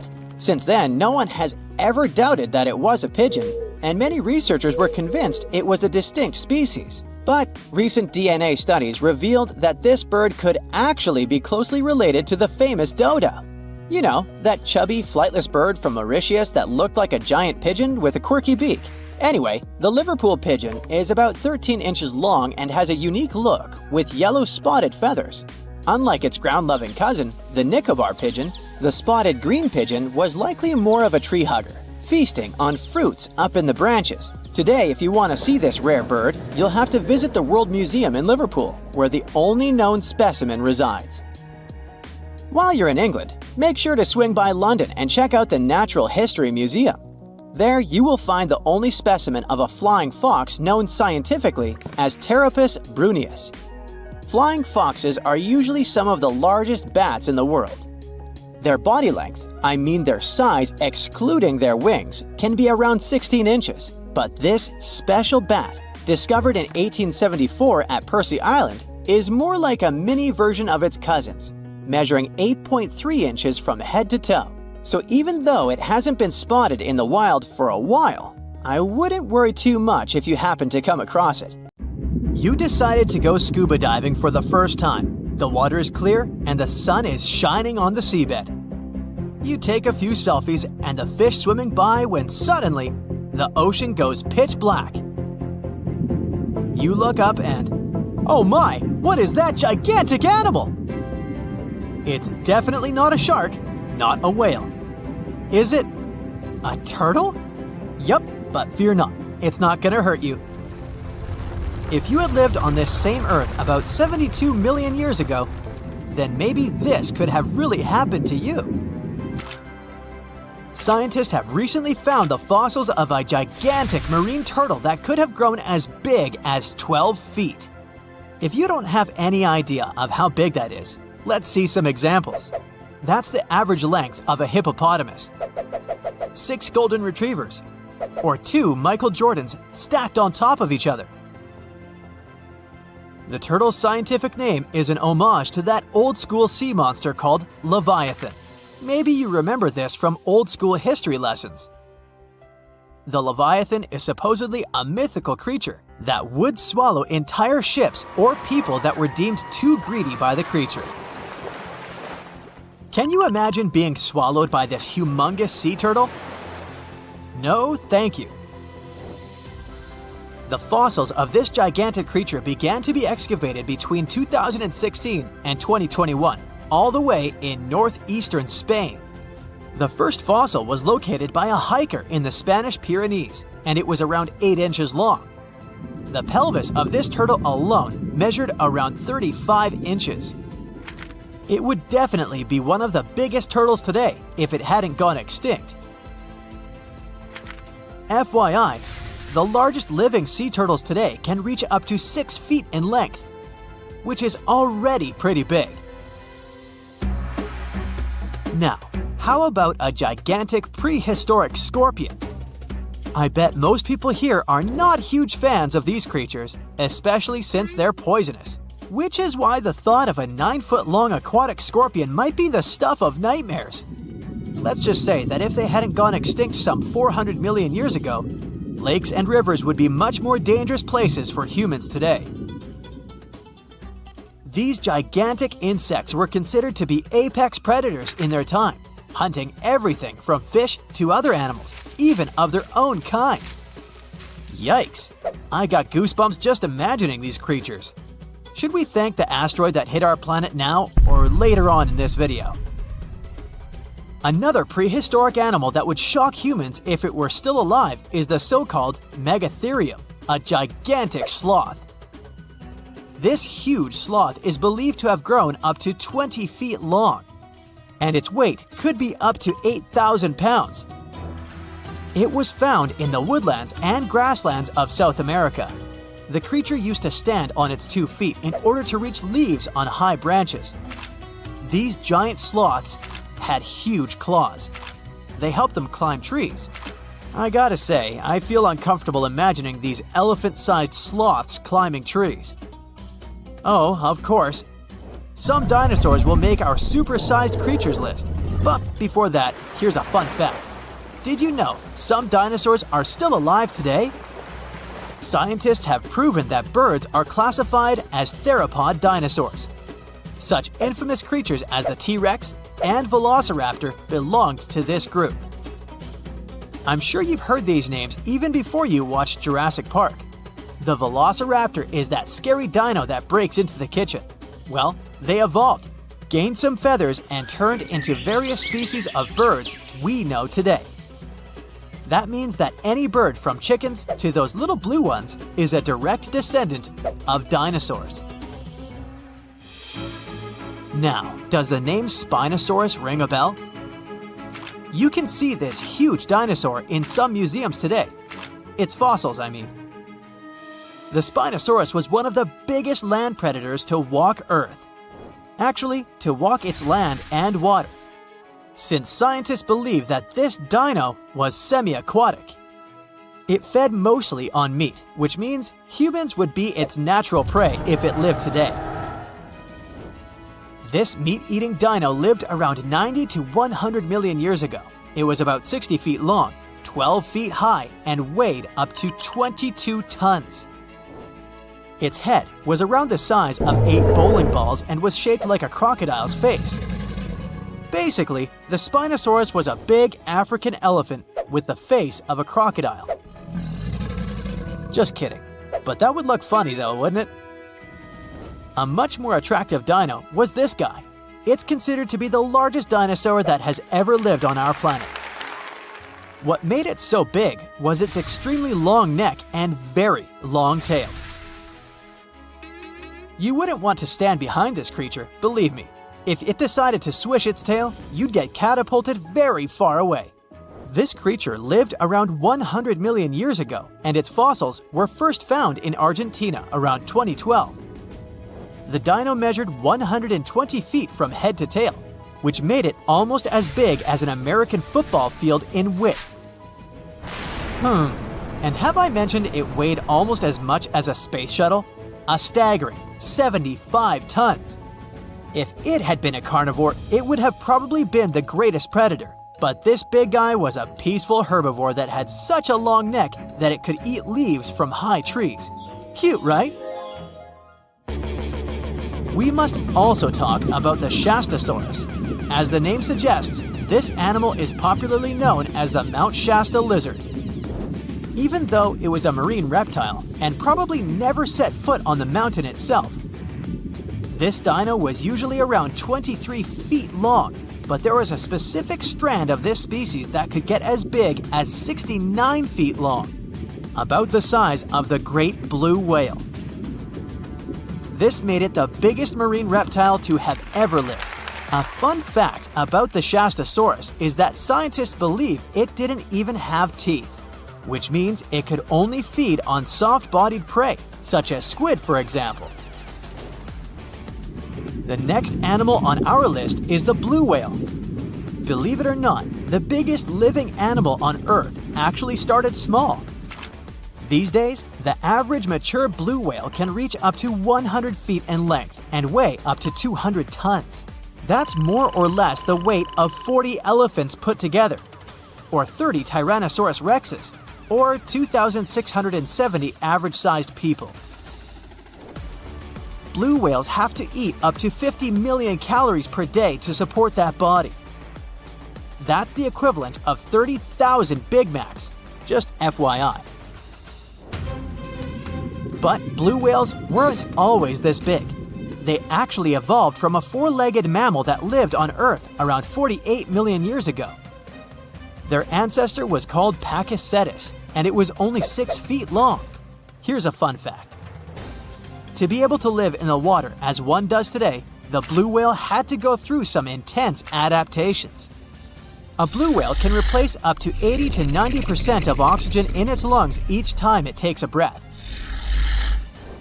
A human replaces only up to 15% for comparison. It allows these animals to dive for up to 1 hour at a time, down to a staggering depth of 330 feet. Elephants were bound to make the list. Elephants are currently the largest land animals on Earth. They can grow to be about 13 feet tall and weigh up to 7 tons. That's pretty small if we compare it to the other animals that once lived on Earth, right?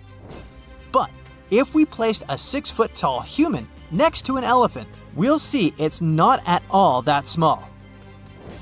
African elephants are bigger than their close relatives, Asian elephants, and they have a similar lifespan to humans, up to 70 years.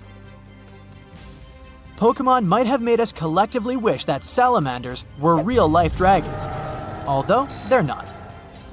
They can still be pretty cool, though. There's a giant species of salamander that is known to be the largest living amphibian.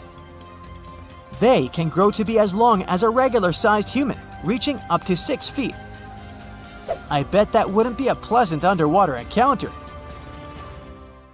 No one expected such a strong storm. It's too dangerous to sail back to the land because of high waves and winds. But suddenly, you notice a small green island nearby. You and your friend are about 25 miles off the coast of Brazil. You were fishing and didn't notice black clouds obscuring the blue sky. You're approaching the unknown island and see a Coast Guard boat behind you. People from there are screaming something to you, but you can't make out the words because of the thunder. They tell us we should stay away from that island, your friend says. Despite the warning, you still sail since there's no other way out. Around the island, you notice sharp rocks sticking out of the water like knives in the dark. Now you realize what the Coast Guard warned about, but it's too late. Your boat hits a rock. The bottom is pierced. You start to sink. The rain and wind are getting stronger. Both of you fall overboard. Then darkness comes. You wake up in the morning because of the scorching sun and a dry mouth. Your friend and the wrecked boat are lying nearby. Apparently, you'll have to wait for rescuers to get out here. Now, in the light of day, you can see how dangerous the island's coast is. It's surrounded by rocks, and you're lucky you've survived. Getting out of here will be difficult. Together with your companion, you decide to look for coconuts and bananas. Your friend goes to the wreckage and pulls out a bag of medicine. Then, both of you leave the sandy beach and enter the dense jungle. A couple of steps later, you hear a strange hiss. You see your friend. His eyes are filled with horror. Goosebumps run down your back. You feel something alive crawling under your feet, and there's a lot of it. You look down and notice slithering snakes. There are dozens of them. They wrap around your legs, get into trees. They're everywhere. Don't move, your friend says. I think I know where we are. You want to ask him a question, but fear takes away your voice. He reads your face and answers the question. We're in one of the most dangerous places on Earth, the Brazilian Snake Island. These are not just some ordinary snakes. This is the golden lancehead, one of the most venomous reptiles in the world. You can find them nowhere else on the planet except for this land. They evolved here naturally, without other snake species intervention. That made their venom 5 times stronger than the venom of ordinary vipers. They're practically the only owners of this island. Nowhere else in the world will you find such a concentration of creeping reptiles on such a small piece of land. And now, they're glad that 2 big lunch meals have arrived.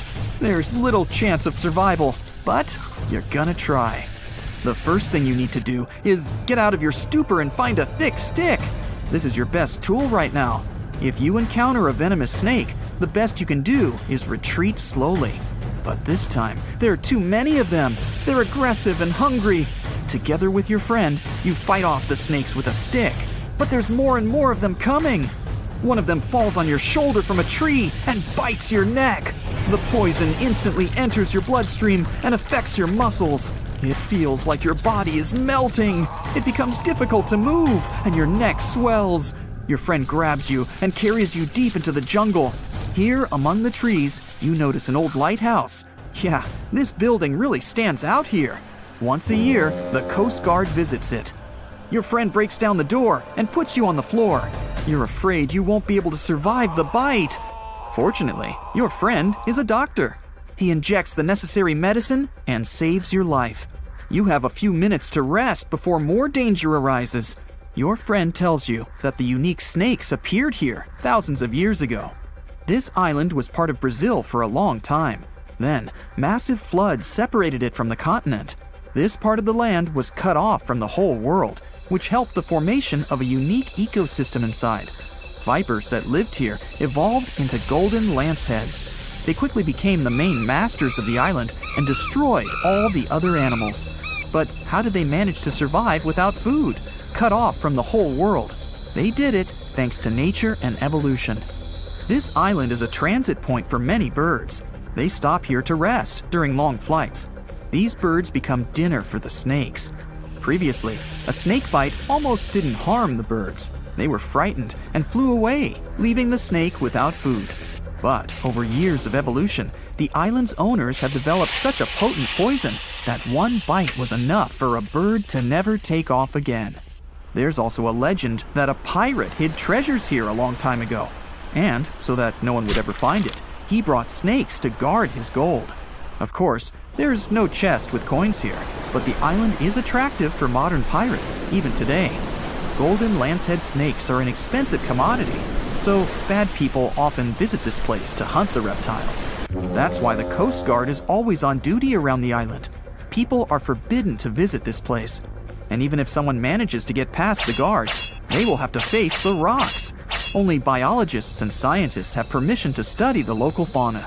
A necessary condition for a visit is a doctor's presence in the team, so they can save people from the snake's poison. So we have pirates and hordes of poisonous snakes, but there's something else that makes the island even worse.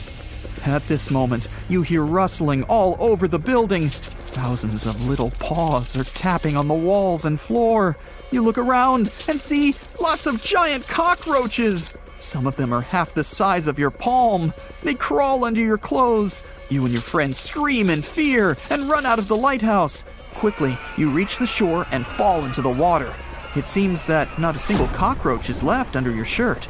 But that's not all. You hear a strange buzzing sound.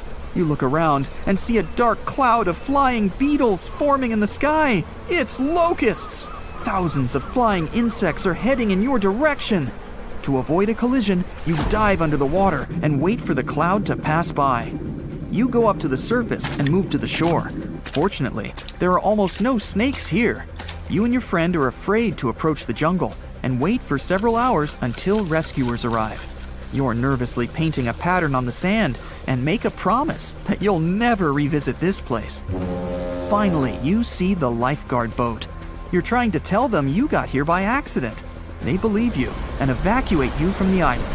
While you're sailing away, you think about what would happen if many poisonous snakes appeared in a village or a small town. It's difficult to imagine what kind of problems people would face. But in fact, there's no need to imagine anything. There is a place on the planet where locals live next to poisonous cobras, but it doesn't create any chaos. A human can live in peace and harmony with reptiles in that village. Welcome to Shetpal village in India. This place has a population of about 2,600, and it's located in the jungle. It's hot here. Locals are friendly and responsive. If you go into one of the houses, you'll see something that seems impossible. The king cobra, whose venom is one of the most dangerous in the world, calmly crawls around furniture and eats eggs and meat that people give. There's even a special corner for the reptile to relax from the scorching sun, drink water, and have a snack. People are happy about the cobra, as if it was a pet. In the village, cobras are everywhere. They come into houses and schools, crawl through the streets, and keep company during dinner. The locals consider them full-fledged residents. They adore them. The snakes are also used to people and don't see them as dangerous. The coolest thing is there has never been a tragic case in the village because of a poisonous bite. There's no other place in the world where cobras live in such harmony with people. Something exciting and kinda unexpected popped out among the rocks of the Ica Valley in Peru. The bones of a really old whale that lived almost 40 million years ago. At first, no one was really impressed because the bones they found were big and weirdly shaped, so people just thought they were looking at giant boulders. I mean, that's cool too, but things got way better when they realized those were the remains of a very large ancient animal that roamed along the coast of ancient Peru. Plus, it was probably the heaviest creature that ever lived. Sorry, blue whale, I know you worked hard to get to the top. The length of over 100 feet and weight of more than 200 tons brought you the status of the biggest animal on our planet. But it seems you've held the title long enough. Time to hand it over to our next candidate, and that one's really gigantic. This ocean beast was probably shorter than the blue whale, but heavier, with a weight that could be between 93 tons and 370 tons. If it's closer to the higher number, it'll make Perseus the biggest animal ever known to have lived on Earth. And it seems its weight was the result of having extremely thick, dense bones. You can see such bones today in manatees or some other early whales. Dense bones are a great tool for such marine mammals. This feature makes them heavy and allows them to stay submerged most of the time. But at the same time, if their body was too heavy, they would end up sinking all the time, and they would waste too much energy to move back up to the surface. So, to avoid sinking, marine mammals need to have enough lighter tissues, like muscles and fat, to help them float in the water without using too much energy. Now, scientists didn't have the whole skeleton, which makes it hard to tell how big the animal was. But they used the ratio of the heavy bones to the lighter tissues in other marine mammals to estimate the overall weight of this giant ancient whale. Experts found these fossils about 13 years ago and spent the next decade freeing the whale from the rock. Its anatomy and age showed this whale was a cousin of Basilosaurus, a whale that had a long snout full of sharp teeth, and a sleek body similar to that of an eel. Even if Perseus wasn't bigger than the blue whale, it was still a giant that ruled the ocean depths. Unlike modern whales, there's a possibility that this ancient fellow was a predator that liked to go after bigger prey. And this also changes how we see the history of whales. Scientists used to think these magnificent creatures became really big about 5 million years ago when they started eating lots of small creatures. But here's the proof that giant whales existed even before that. but it's still unclear how this whale managed to find enough food to sustain its enormous body. Plus, it's still hard to tell what exactly this ancient creature had on its menu. It was pretty large and not such a fast swimmer, so it's possible it searched for food in shallow waters. Then it probably ate crustaceans, clams, or some other small animals hiding in the sand. One theory says it was a scavenger, which basically means it munched on remains of everything that would come its way. It's not so unusual to find marine animals in deserts. Many of these regions used to be covered with water anyway. The Sahara in Africa is a perfect example. About 50 to 100 million years ago, this was not a dry desert, but a shallow saltwater body called the Trans-Saharan Seaway. The land is not wet there anymore, of course, but people who lived in that area knew about it because they used to find old shells across the desert. The sea was about 164 feet deep. That sounds enough for a nice swim. Some would say this area looked like modern Puerto Rico, with lots of sun and shallow water. Mangrove forests were a common thing as well as seafloors covered with mollusks, like snails and clams. The marine sediment that was left behind after the sea had dried up is full of different fossils. And the animal that lived in that ancient underwater world didn't look friendly. Plus, they were much bigger than their relatives from modern times, so a regular-sized human would end up as a snack, not even a whole meal. Normally, when animals live on small islands, they can become much bigger than their relatives from the mainland. This is something we call island gigantism, and it happens because there are more resources or fewer predators on islands. Maybe the same thing happened in the Trans-Saharan Seaway. Even though it wasn't an actual island, the water moved in and out, which created little pockets of water. And specific conditions in these pockets might have helped animals grow bigger. So we're talking about giant sea snakes, catfish, and fish that no longer exist today. One had incredibly strong jaws, and the animal used them to eat hard things and even crush shells. Their teeth showed they were fierce predators other animals had every reason to be afraid of. They went through some changes when it came to diet, similar to some types of piranhas. And the competition to get to the top of the food chain wasn't a joke. Not when there were also such large predators as sharks, crocodiles, and ancient relatives of elephants. Sahara went through different phases. If you could use a time machine and take a peek at Earth's largest hot desert as it was about 6,000 years ago, you wouldn't have to struggle with sand and heat. You'd have a nice walk through a green and pretty lush place. In the past, people who lived in that area didn't leave drawings on cave walls that showed camels, sand dunes, and scorpions. All those things you'd see in today's Sahara. Instead, they drew crocodiles. That's additional evidence that the Sahara used to have a lot of water and plants enough to support these big yet scary animals. Around 3 billion years ago, Earth might have been mostly covered with water. Today, it's about 71% of its surface, but it seems that our planet used to be a giant ocean world with no continents at all, just some scattered islands.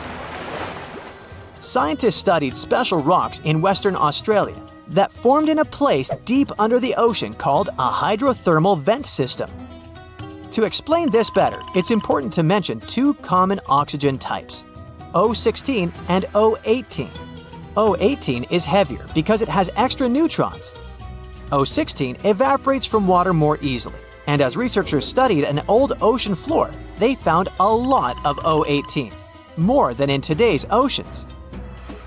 This way, they realized ancient Earth had less dry land than Earth today. Australia is a good spot to conduct these studies because a long time ago, it also used to be a beautiful place with large animals and lush rainforests. But as time went by, the land became drier and Australia had more deserts formed, such as the Great Victoria Desert. Rainforest remained only on the edges of the continent. What happens with deserts across the globe is called desertification. That's when land that used to be good for growing things turns into a desert or something similar. Our planet changes over time, together with its climate. But desertification also happens because of human activities, like mining, farming, and building cities. And when land turns into a desert, it's a problem because it can't support people and animals anymore. Food doesn't grow there. There's not enough clean water, and animals lose their homes. To help with this problem, there's a plan many countries agreed to. They decided to work with farmers to take care of the land, fix damaged areas, and manage water better. All in all, to make our planet a better place for life. It's a perfect summer day. You're relaxing on the beach, dipping your toes into the cool water, when suddenly, bam! A 56-foot aquatic nightmare rockets from the waves. It's the size of 2 London double-decker buses, sporting about 60 razor-sharp teeth, including bonus chompers on the roof of its mouth, because why not? This aquatic beast isn't picky about its diet either. Sharks? Turtles? Other sea monsters? Yep, they're all on the menu. Meet the mosasaur, a group of marine reptiles that ruled the oceans millions of years ago. If you've seen Jurassic World, you'll recognize them as the stars of that epic moment when a massive creature leaps out of the water to snatch a great white shark like it's sushi. That's a mosasaurus, and it's every bit as terrifying as it sounds. Recently, scientists stumbled upon a fossil of one of those marine monsters in, of all places, Mississippi. Yes, Mississippi, the land of magnolias and catfish. Turns out it's also home to ancient sea dragons. This discovery was a happy accident. A team of geologists was mapping the terrain in east-central Mississippi when they noticed something strange poking out of the ground. It wasn't a rock or seashell. It was a vertebra, and a massive one. In fact, it was so large it barely fit in the hand of the scientist who found it. The fossil likely belonged to the largest known species of mosasaur, the Mosasaurus hoffmanni. Now, the biggest mosasaur ever found clocked in at a staggering 56 feet long. This new specimen hit a solid 30 feet at least, and while it might not break the world record, it certainly makes the crown for the biggest mosasaur ever discovered in Mississippi. Fun fact, that's still longer than the average RV, and with way worse gas mileage. To be fair, the Mississippi Museum of Natural Science already had a couple of mosasaur fossils in its collection. But this newcomer might just steal the spotlight. And this isn't an isolated incident. In 2015, paleontologists unearthed the skull of a 24-foot-long mosasaur in North Dakota. Years later, a private fossil hunter, yes, that's a thing, found an equally huge mosasaur in Texas. Well, its jaw at least. These sea monsters, also known as sea dragons, by the way, actually have one of the wildest origin stories in paleontology. The very first skull was found way back in 1764 in a chalk quarry in the Netherlands.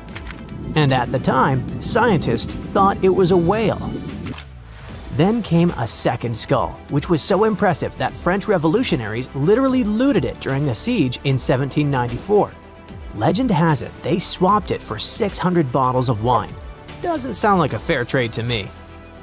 That fossil actually helped pioneer the concept of extinction and got paleontologists buzzing for centuries.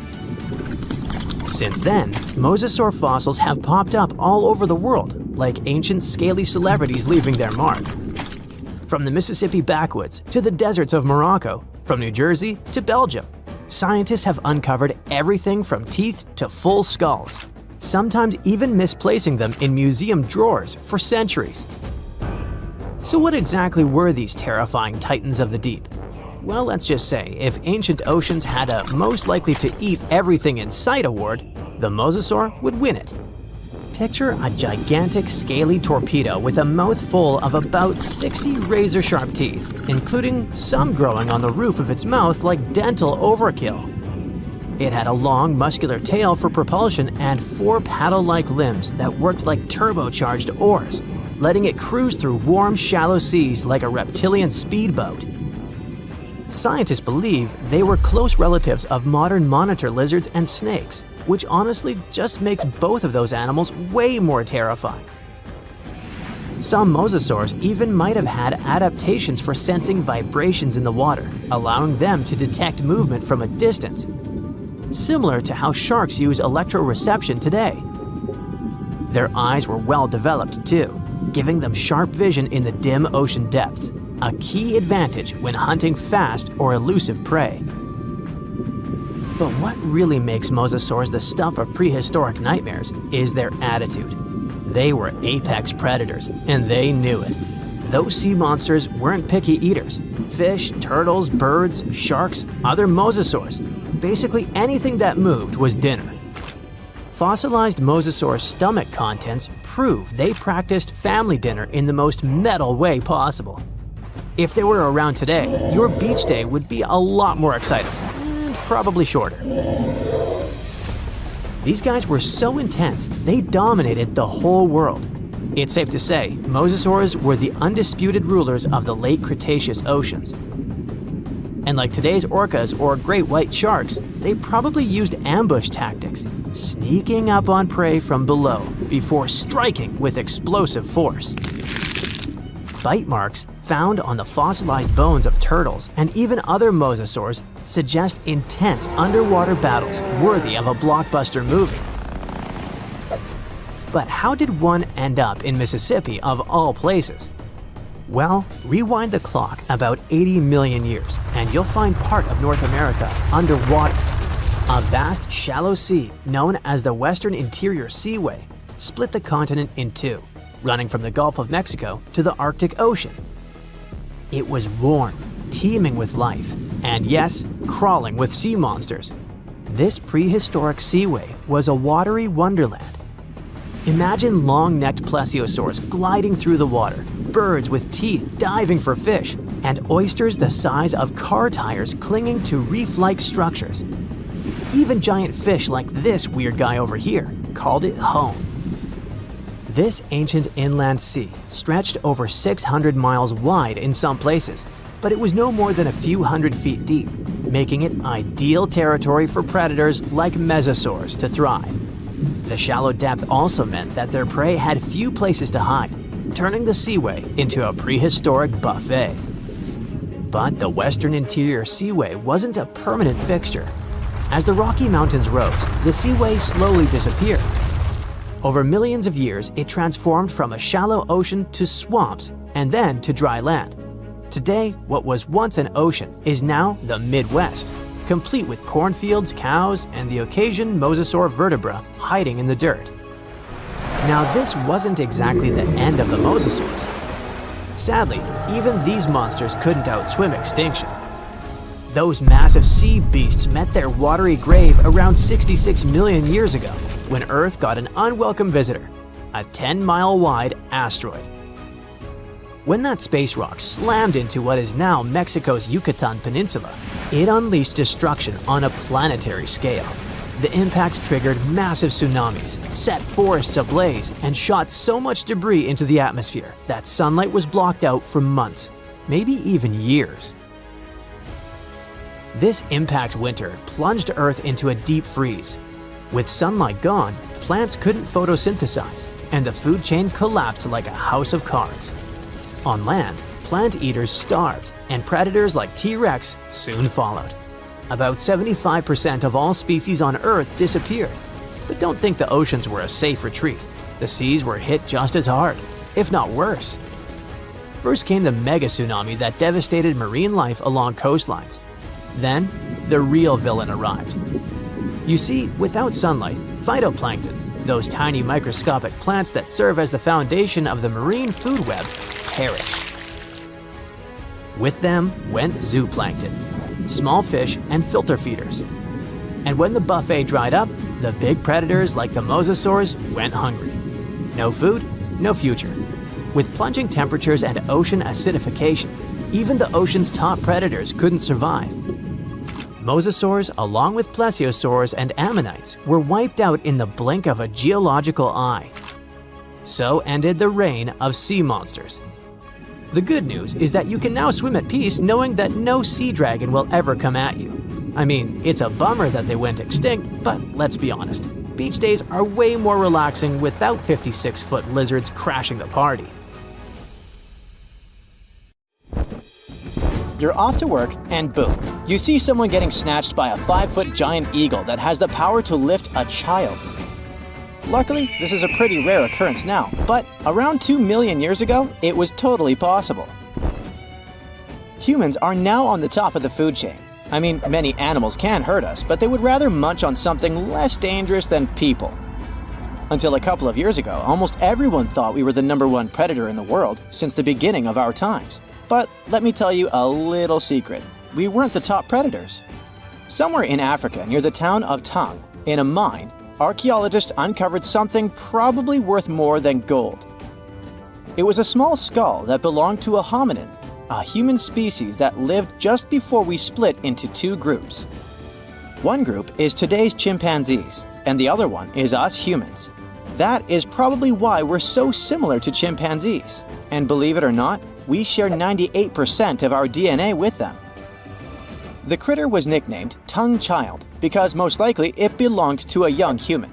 Before this discovery, we had no idea we originated from Africa. As you already know, on that continent, there were many big animals that could eat us in a single bite. Even now, the situation is not that different. The bone was found among many other animal bones, suggesting that early humans, Australopithecus, had a pretty rough life and were eaten by anything that liked meat. Since we were only around 4 feet tall, we were on the menu for many animals. Probably the scariest one for us was the eagle. You might think eagles are just lazy birds who sit on trees all day, but our friend from Tongue had a pretty bad experience of encountering one. When Tongue's child was a little kid and was playing outside, the eagle grabbed him and took it to its nest. We have no idea how big the bird was or what kind of eagle it was, since there isn't any evidence. Eagles regularly hunt baboons in Africa now, and when experts compared the marks on these animals with the marks found on the ancient skull, they discovered those marks were almost identical. The worst thing about eagles is that they're like zombies, and their favorite food is brains, so they attack the head first. Even now, we're not safe from sky attacks since eagles can theoretically snatch kids. Stop looking at the sky now. There are many more land animals that can harm you. Roughly 500,000 years ago, our ancestor, Homo rhodesiensis, was doing his chores when he was ambushed by a hungry ancient hyena. He had a few broken bones, and the hyenas stashed him in a cave in Casablanca, where he was uncovered 500,000 years later. Not many animals can chew through bones like it's nothing. Hyenas have a bite force that is 7 times stronger than ours. They keep meat stacked in hidden places, so they can have snacks for later. Since we can't see at night and hyenas can, they hunted us at night. This might be the reason why people are scared of the dark. It's an instinct passed down from our ancestors because, at night, they had to stay inside caves or other structures to avoid monsters. Technically, our ancestors played real-life Minecraft in survival mode, but our long-lost cousins weren't afraid of hyenas since they hunted them for food. Hyenas also hunted us for food, so what exactly happened will most likely remain a mystery until we invent a time machine. Today, hyenas are known man-eaters, but they're nowhere near their ancient ancestor, which was twice their size. Homo heidelbergensis was an incredible hunter that hunted everything from giant deer, rhinos, bison, and many more animals. But there was one creature that made the hair on their necks stand up. It was a giant with 8-inch teeth, weighing more than 1,000 pounds. No animal was safe during its era, which was around 300,000 years ago. Of course, I'm talking about the saber-toothed tiger. It actively attacked our ancestors, among other animals like crocodiles, monkeys, horses, and honey badgers. You might be one of those who have a terrible fear of snakes, and that might be because they hunted your ancestors. We have been sharing this planet with snakes for over 100 million years. Our early pals were so scared of them that they evolved and developed sharper eyesight. Their brains grew bigger since snakes were ambush hunters, sneaking up on humans and attacking them unexpectedly. Initially, we were colorblind, but snakes hunted us so much that we developed 3-dimensional vision and the ability to see colors. All of these tricks allowed us to see snakes better. But evolution works both ways, and around 60 million years ago, these reptiles developed venom because they lost the ability to stealth attack. The good news is that humans have developed bigger brains and learned to distinguish between venomous and harmless species. The worst monster Neanderthals probably had to watch out for was other Neanderthals. There's much evidence that shows that we sometimes were unfriendly towards each other. This theory is called the dangerous ape theory. Neanderthals didn't hunt one another regularly since there was an abundance of animals that had more nutrients needed to survive. Neanderthals most likely hunted one another when they didn't have any other food, or for rituals, or in self-defense. Around 4 million years ago, near Lake Turkana in Kenya, there was a humongous crocodile with a taste for humans. It was not that modern-day croc that can only reach 20 feet in length. Its ancient relative was 27 feet long, the largest crocodile ever. This prehistoric creature could swallow us in one bite, since we were only 4 feet tall back then. We don't have proof that this animal hunted us, since they had a powerful stomach that could liquefy bones easily. But there was a foot found that had clear marks from a crocodile's jaw. The ape probably wanted to cool off or drink some water and was grabbed by the prehistoric reptile.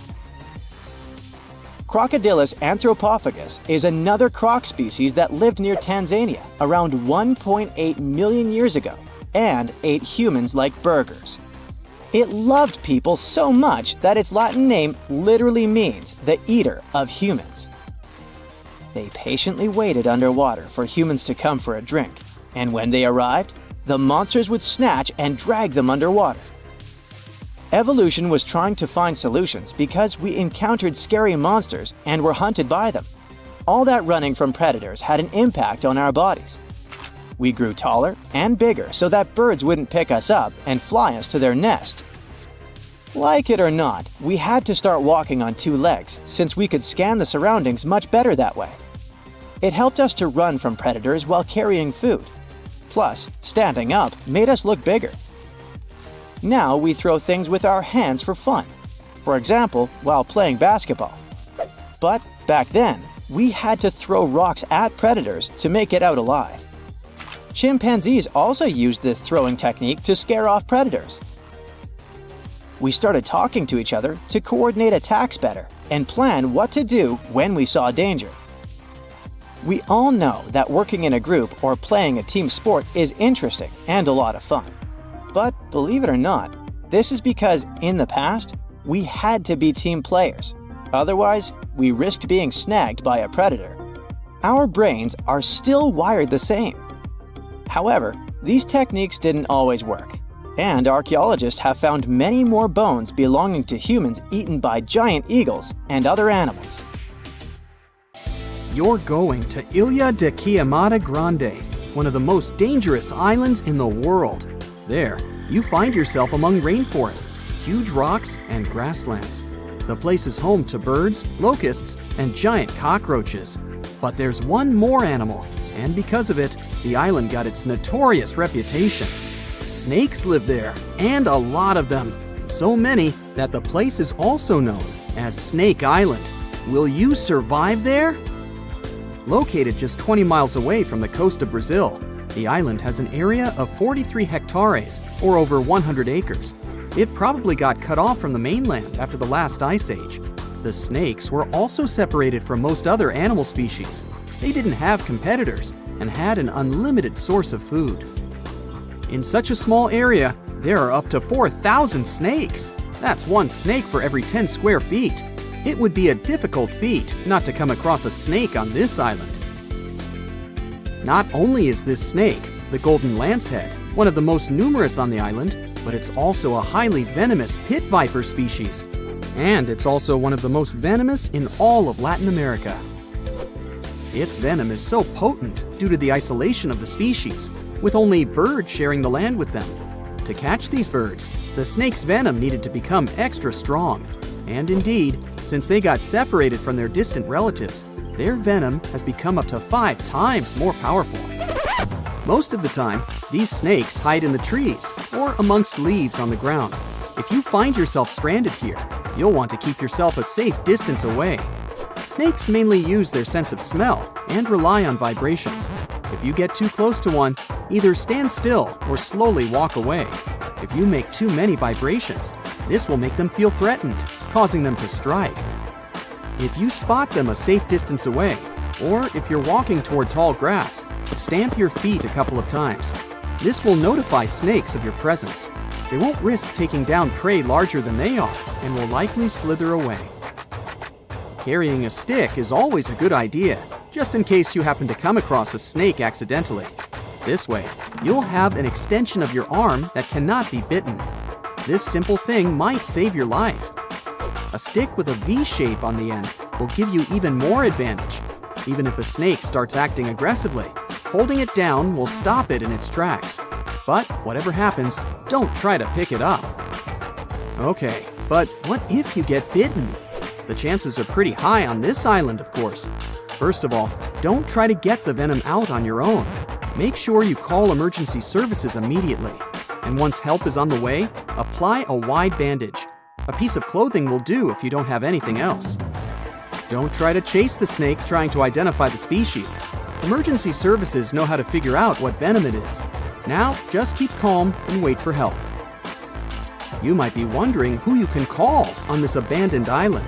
Well, since it's strictly prohibited to visit this place, there are signs advising to stay away all over the island, along with a number you can call if you run into trouble. Let's say you've successfully avoided getting bitten. The next thing to consider is what you can eat there. Snake Island was previously known as Ilha de Queimada Grande, where queimada is Portuguese for forest being lit up, or forest fire. The reason for that was the fact that the entire island was deliberately set on fire to make room for a banana plantation. Unfortunately, the banana business didn't turn out to be a success, probably because farmers got sick and tired of snakes. But some banana trees still thrive today, and they can provide you with some much-needed nutrients. You'll also want some protein in your diet throughout your stay. Luckily, along with the snakes trapped on the island, there are also cockroaches. These giant prehistoric-looking roaches come out at night to feed on plants. Get that barbecue started and enjoy the rare delicacy this island provides. A great way to survive on the island is to avoid it altogether. If by chance you happen to be sailing past, keep in mind that this place was once connected to the mainland. Rocks beneath the waves are very likely to damage the bottom of your boat if you get too close. Make sure you keep an appropriate distance when traveling past. Sure, this island is intriguing, but please remember that no matter how close you get to it, you won't be able to see snakes from the boat. You can only see these creatures if you get close enough, which you really shouldn't do. And it's not only reptiles that make this location dangerous. Pirates visit the island quite often. Not the sea shanty singing peg-legged arr pirates, but bio-pirates who come there to capture the very thing that makes it so dangerous. They come there for snakes, to catch them and sell them illegally. Since the island got cut off around 11,000 years ago, the golden lancehead has evolved within its own unique habitat. So, although there are many reptiles on this island, they're still an endangered species. Due to their limited numbers, their value is very high, reaching up to $30,000 on illegal markets, which gives biopirates the motivation to catch them. I can think of better ways to make a living. Anyway, let's say you've got all the resources necessary to survive in one of the most dangerous places on Earth. Do you think you would manage this feat? Perhaps you think it's impossible. You'd be surprised at how possible it can be, if you know what you're doing. It turns out many have visited this scary place before. Research teams often come there. They study the golden lancehead snake, its environment, and its food sources for conservation purposes. But scientists always make sure there's a doctor on the team. There's also a lighthouse on Snake Island. It had been operated by people until the 1920s. Then it became automated. One guess why. Brazilian authorities visit the lighthouse once a year to make sure it's still functional. Locals on the mainland know the reputation of the island, so the stories of people going missing are minimal. But one group of fishers once got too close to the island. As they were sailing along their normal route, they accidentally neared the shore. Their boat hit a rock under the waves and began filling with water. As the boat was quickly sinking, The men had only two options: to try to survive in the rough sea or swim to the shores of Snake Island. It was a hard choice to make. After all, they had heard the stories, and it wasn't just about snakes. Rumor had it that the island was cursed. Regardless of the stories, the fishers chose to take their chances with Snake Island. After making it to the shore, they tried to be careful. Their knowledge of the island could help them survive. Most importantly, they knew to avoid the rainforest at all costs. As the men got hungry, they carefully walked along the edge of the forest, warily collecting bananas. They were mostly sitting, waiting, and conserving their energy. They could only drink water when it rained. It was just enough to sustain them. They slept on the beach, unprotected from the elements and weather. And all the time, they were so close to the comfort of the lighthouse or caves. They were probably overly cautious, but it was either enduring some discomfort or risking their lives for a dry bed. They didn't yield to the temptation. They managed to survive for 3 days without being bitten by a snake. After that, a passing boat finally rescued them. So, now you know, anything is possible. How heavy is the largest living snake? How can a snake eat a whale? Get ready, I'm about to answer these questions. Before the last ice age, giant mammals like mammoths ruled the world. The modern animal kingdom we're familiar with was shaped around 55 million years ago. I mean, there were still 1,000-pound bear dogs living from Asia to America. But modern whales, for instance, began to appear later. I'm saying modern whales because, surprise, surprise, whales weren't always fully aquatic. The ancestors of the ocean's biggest animals once walked on dry land. They had 4 legs and lived on the coast. Now, I want to introduce you to a snake that used to eat these whales, the Paleophis, a genus of a marine snake. Scientists say it's hard to understand how big the Paleophis was due to its fragmentary fossil record. They assumed that it could have reached up to 40 feet long. Its fossils were found in different parts of the world, from England to Morocco and Virginia, USA. The Paleophis is extinct now, and sea snakes today are only about a quarter of the size this majestic creature used to be. So no need to worry about this underwater monster. But there once was an even bigger snake, the Titan boa. It was around 50 feet long and most likely weighed over a ton. It used to live in what is now known as northeastern Colombia around 60 to 58 million years ago. Scientists say that it mostly fed on fish. Another giant animal that lived in the past was the black Gigantopithecus. These primates aren't related to gorillas. They lived in the area of modern China. Some people believe that they're still alive, but so far, no one has laid eyes on them. Some people even go further and say that the stories of Bigfoot or Yeti are based on these animals. This rodent became extinct about 2 million years ago. Its main habitat was South America, more specifically, Uruguay. What's astonishing about this species is that it was the largest rodent ever known. It was bigger than a bull. Scientists believe that it weighed up to 1,000 pounds. A distant relative of this rodent is still alive today. It's called the pacarana. It's a rare animal that lives in South America. It weighs up to 33 pounds and measures up to 31 inches, not including its cute and fluffy tail.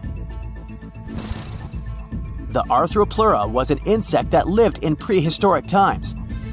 Imagine a giant millipede measuring up to 8 feet in length. Here you go. It was one of the largest land animals of its era, about 315 million years ago.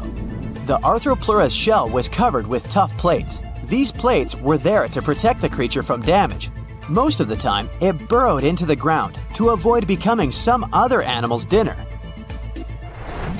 Meet the megalodon. Millions of years ago, this shark lived in the ocean and ate other marine creatures. It had wide teeth, and its jaws were so powerful that the animal could finish off its prey with the force of its bite.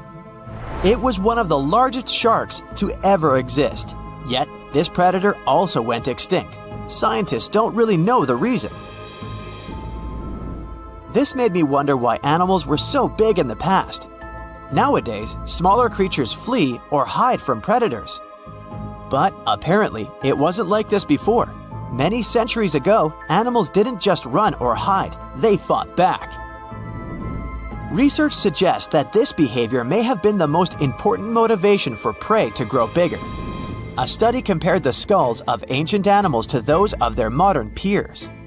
The skulls of predatory animals have become shorter and narrower, while the skulls of the animals they hunted have become longer and broader. This means that predators learned to become experts in hunting, while prey worked on developing their defense skills. You see, a larger body size was a great advantage because it made it harder for predators to take down the animals they hunted. The bottom line, self-defense made prehistoric animals larger. The second reason why ancient animals were larger is related to their bones. They had hollow bones, which are lighter than solid bones. This type of bone allowed large animals to move quickly. Let's take sauropods. They were a dinosaur subgroup. Sauropods had giraffe-like long necks and snake-like long tails. Compared to their body size, their head was really tiny. But since their bones were quite light, they could move around without having to carry additional weight. The eating habits of these animals were also related to their body size. When experts examined the fossils of one extinct mammal species, they found out that these animals had a diet that was high in nutrients and low in fiber. And this mammal was the largest land animal of its period. In other words, following this diet, mammals could grow to be very large. There was plenty of food out there, so they didn't have to worry about finding it. Fun fact, these animals also took chewing out of the picture. They could swallow their food in large pieces instead of taking small bites. Environmental conditions also played an important role in the evolution of larger animals in prehistoric times. Those animals tended to live in warm, moist climates that provided them with a lot of food. They didn't have to compete for food sources. Researchers believe that because of these conditions, natural selection worked in a certain way. I mean, body size was more important than such traits as agility and speed. Oh, and did you know that large animals tend to produce more carbon dioxide? And ultimately, a bigger volume of carbon dioxide increases the amount of vegetation in the animal's habitat. As for the abundance of oxygen in the atmosphere at that time, it could be another vital element for some animals' growth. A good but scary example of an animal that benefited from the high levels of oxygen can be the cockroach of the Paleozoic era. At that time, cockroaches were the size of modern house cats. Now this one would give me the chills if I ever faced it. Ugh. What about today? Well, there are over 3,000 species of snakes on Earth. The smallest snake in the world is the Barbados thread snake. It's only around 4 inches long when fully grown, and the largest one? It's the reticulated python. This snake reaches around 20 feet in length. The longest python was discovered in 1912. It measured 32 feet long. As for the largest and heaviest reticulated python, it was named Medusa. Medusa was approximately 25 feet long and weighed 350 pounds. These reptiles lived in Southeast Asia in rainforests, woodlands, and grasslands. Don't be confused though, the reticulated python isn't the heaviest snake in the world. This title belongs to the green anaconda. It weighs approximately 500 pounds. Green anacondas are found in South America and Trinidad in damp, humid areas. I have a bonus for you. Here is a flying snake. You can find these snakes in Southeast Asia. They don't fly like birds, of course, but they do use the power of flight. They can go as high as 300 feet. They leap from tree branches into the air. Once they take off, it's all about aerodynamics. Their main technique is flaring their ribs and pulling in their abdomens. While airborne, they undulate from one side to another and slightly up and down. This motion helps snakes to turn and glide. Why bother with all this if they can just crawl in an old-school way? Scientists aren't sure, but they believe it might be related to escaping from predators. This way, they move from one tree to another without having to get down to the ground. Every now and then, people discover fossils of animals that lived millions of years ago. These ancient discoveries continue to capture our imagination. Which of these animals would you like to see alive? The Tyrannosaurus rex, the formidable predator, the world-known celebrity of the animal kingdom, the king of all dinos. Since its discovery in 1902, this dangerous predator has fascinated both researchers and the regular public. But despite its terrifying reputation, there were actually other beasts that could defeat the T-Rex.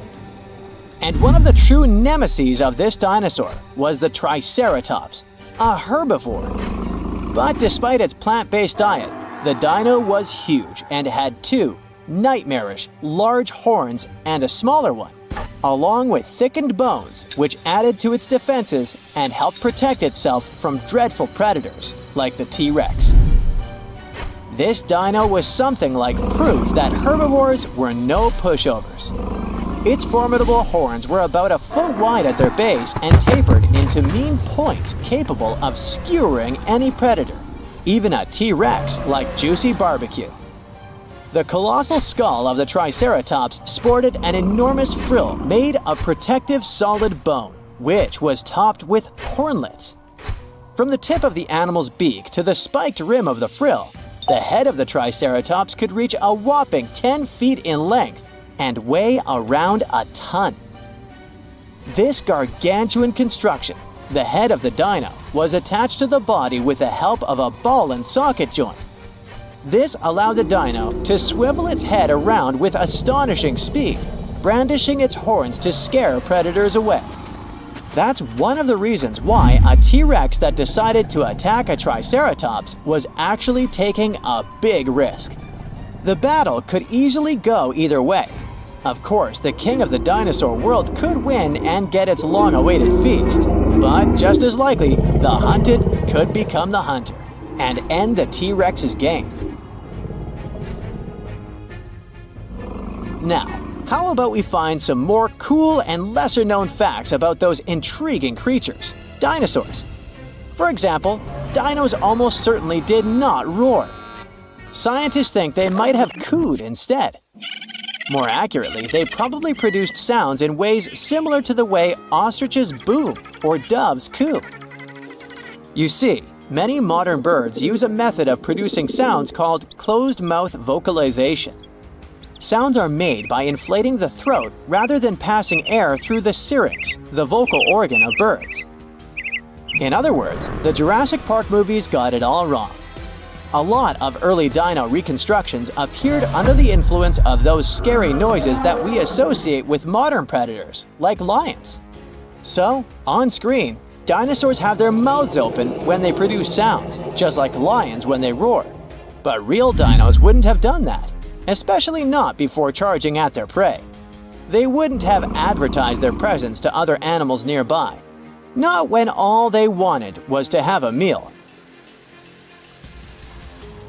The Quetzalcoatlus was a member of the ancient group of flying reptiles, pterosaurs, and it was also the largest flying animal to have ever lived on Earth. The giraffe-sized creature had thin limbs, a startlingly long beak, and a staggering 40-foot wingspan. Researchers believe that these creatures could have also used their folded-up wings as legs, so they probably walked on all fours. Scientists discovered the Quetzalcoatlus about 50 years ago, but they still have a tricky time trying to piece together the details of this animal's life. For example, how did it even manage to lift its ginormous body off the ground when flying? Whatever the answer is, this creature is our first real look at the entirety of the largest animals ever to fly. One of the reasons why it's been taking so long to unearth the secrets of the Quetzalcoatlus is because this creature had hollow bones that helped it to fly, just like modern flying animals. So, when you find these potato chips-like bones preserved in super hard rock, you need to somehow remove them without destroying them, and that's a really tough task. The Tyrannosaurus rex was quite a slow runner. Its speed was likely to be just about 10 miles per hour, which is approximately as fast as the speed of an average human runner. As for T-Rex babies, according to hatchling recreations from the American Museum of Natural History, they were pretty cute. About the size of super skinny turkeys and covered with downy feathers. The largest land-based dino was the Argentinosaurus. This massive animal often reached up to 130 feet in length and 69 feet in height. Considering the average blue whale is around 70 feet long, you can easily imagine just how giant that dinosaur was. Many dinos had feathers, and I'm not only talking about avian ones. The largest feathered dinosaur we know about was the Eutyrannus huali, which translates as a beautiful feathered tyrant. It was a super predator and cousin of the T-Rex. Scientists think that the dino most likely relied on its feathers to stay warm. However surprising it may sound, some of the biggest dinosaurs were actually herbivores. Let's take the Brachiosaurus and Apatosaurus, for example. These creatures were giant, but followed a plant-based diet. Now, I'm not sure if you should try it or not, but apparently, you can tell the difference between a simple stone and a dinosaur fossil by licking it. It may not sound like the most legitimate approach, but even paleontologists sometimes find themselves doing this. The thing is, if you lick a potential fossil, it will slightly stick to your tongue. That's because fossils are way more porous than stones. When dinosaurs first saw the light of day during the Triassic period, around 230 million years ago, Earth's continents were clustered together and formed one giant supercontinent called Pangaea. Over the next 165 million years, Pangaea slowly drifted apart, and that separated many dinosaur species from one another. And still, most of the world's dinosaur fossils are found in three places: the high-altitude Badlands of China, North America, and Argentina have the largest amount of fossils, or at least easily accessible ones. In reality, most parts of the world are covered with fossils, but those located in desert-like environments are easier to find due to the lack of vegetation. Interestingly, most fossilized dino bones aren't bones anymore.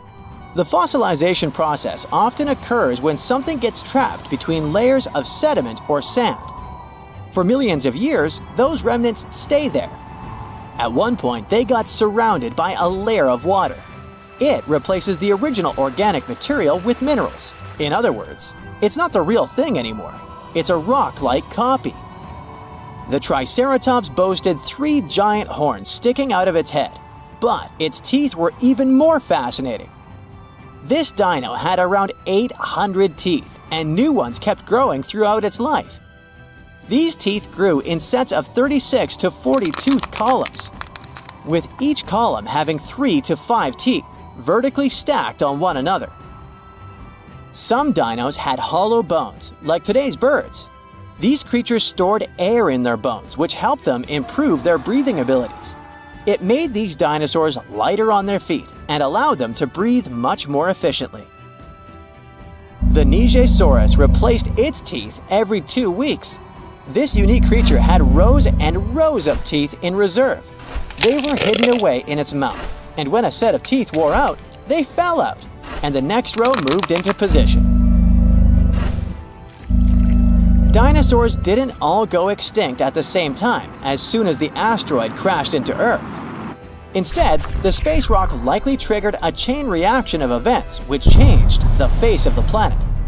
Of course, it didn't happen overnight, but over the next few hundred or even thousands of years. As a result, all but avian dinosaurs went extinct. The word dinosaur came from the Greek language. Deinos means terrible, and sauros means lizard. So basically, dinosaur can be translated to terrible lizard. You may object that not all dinosaurs were terrifying predators. This name might be appropriate for the T-Rex, but not, let's say, the tiny May. Rumor has it that when Sir Richard Owen, an English biologist, came up with the name for dinosaurs, he used the word terrible in a different sense. He described those ancient creatures as fearfully great, as in far larger in size than any previously discovered reptiles.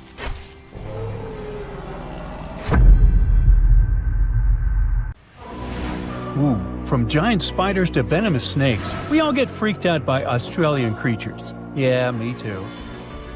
But newly discovered fossils show that things were way more dangerous 120 million years ago, when this land was completely ruled by massive razor-clawed megaraptors. Yeah, I'm glad I wasn't around then. These dinosaurs were about 26 feet long and walked on two legs, just like the famous T-Rex.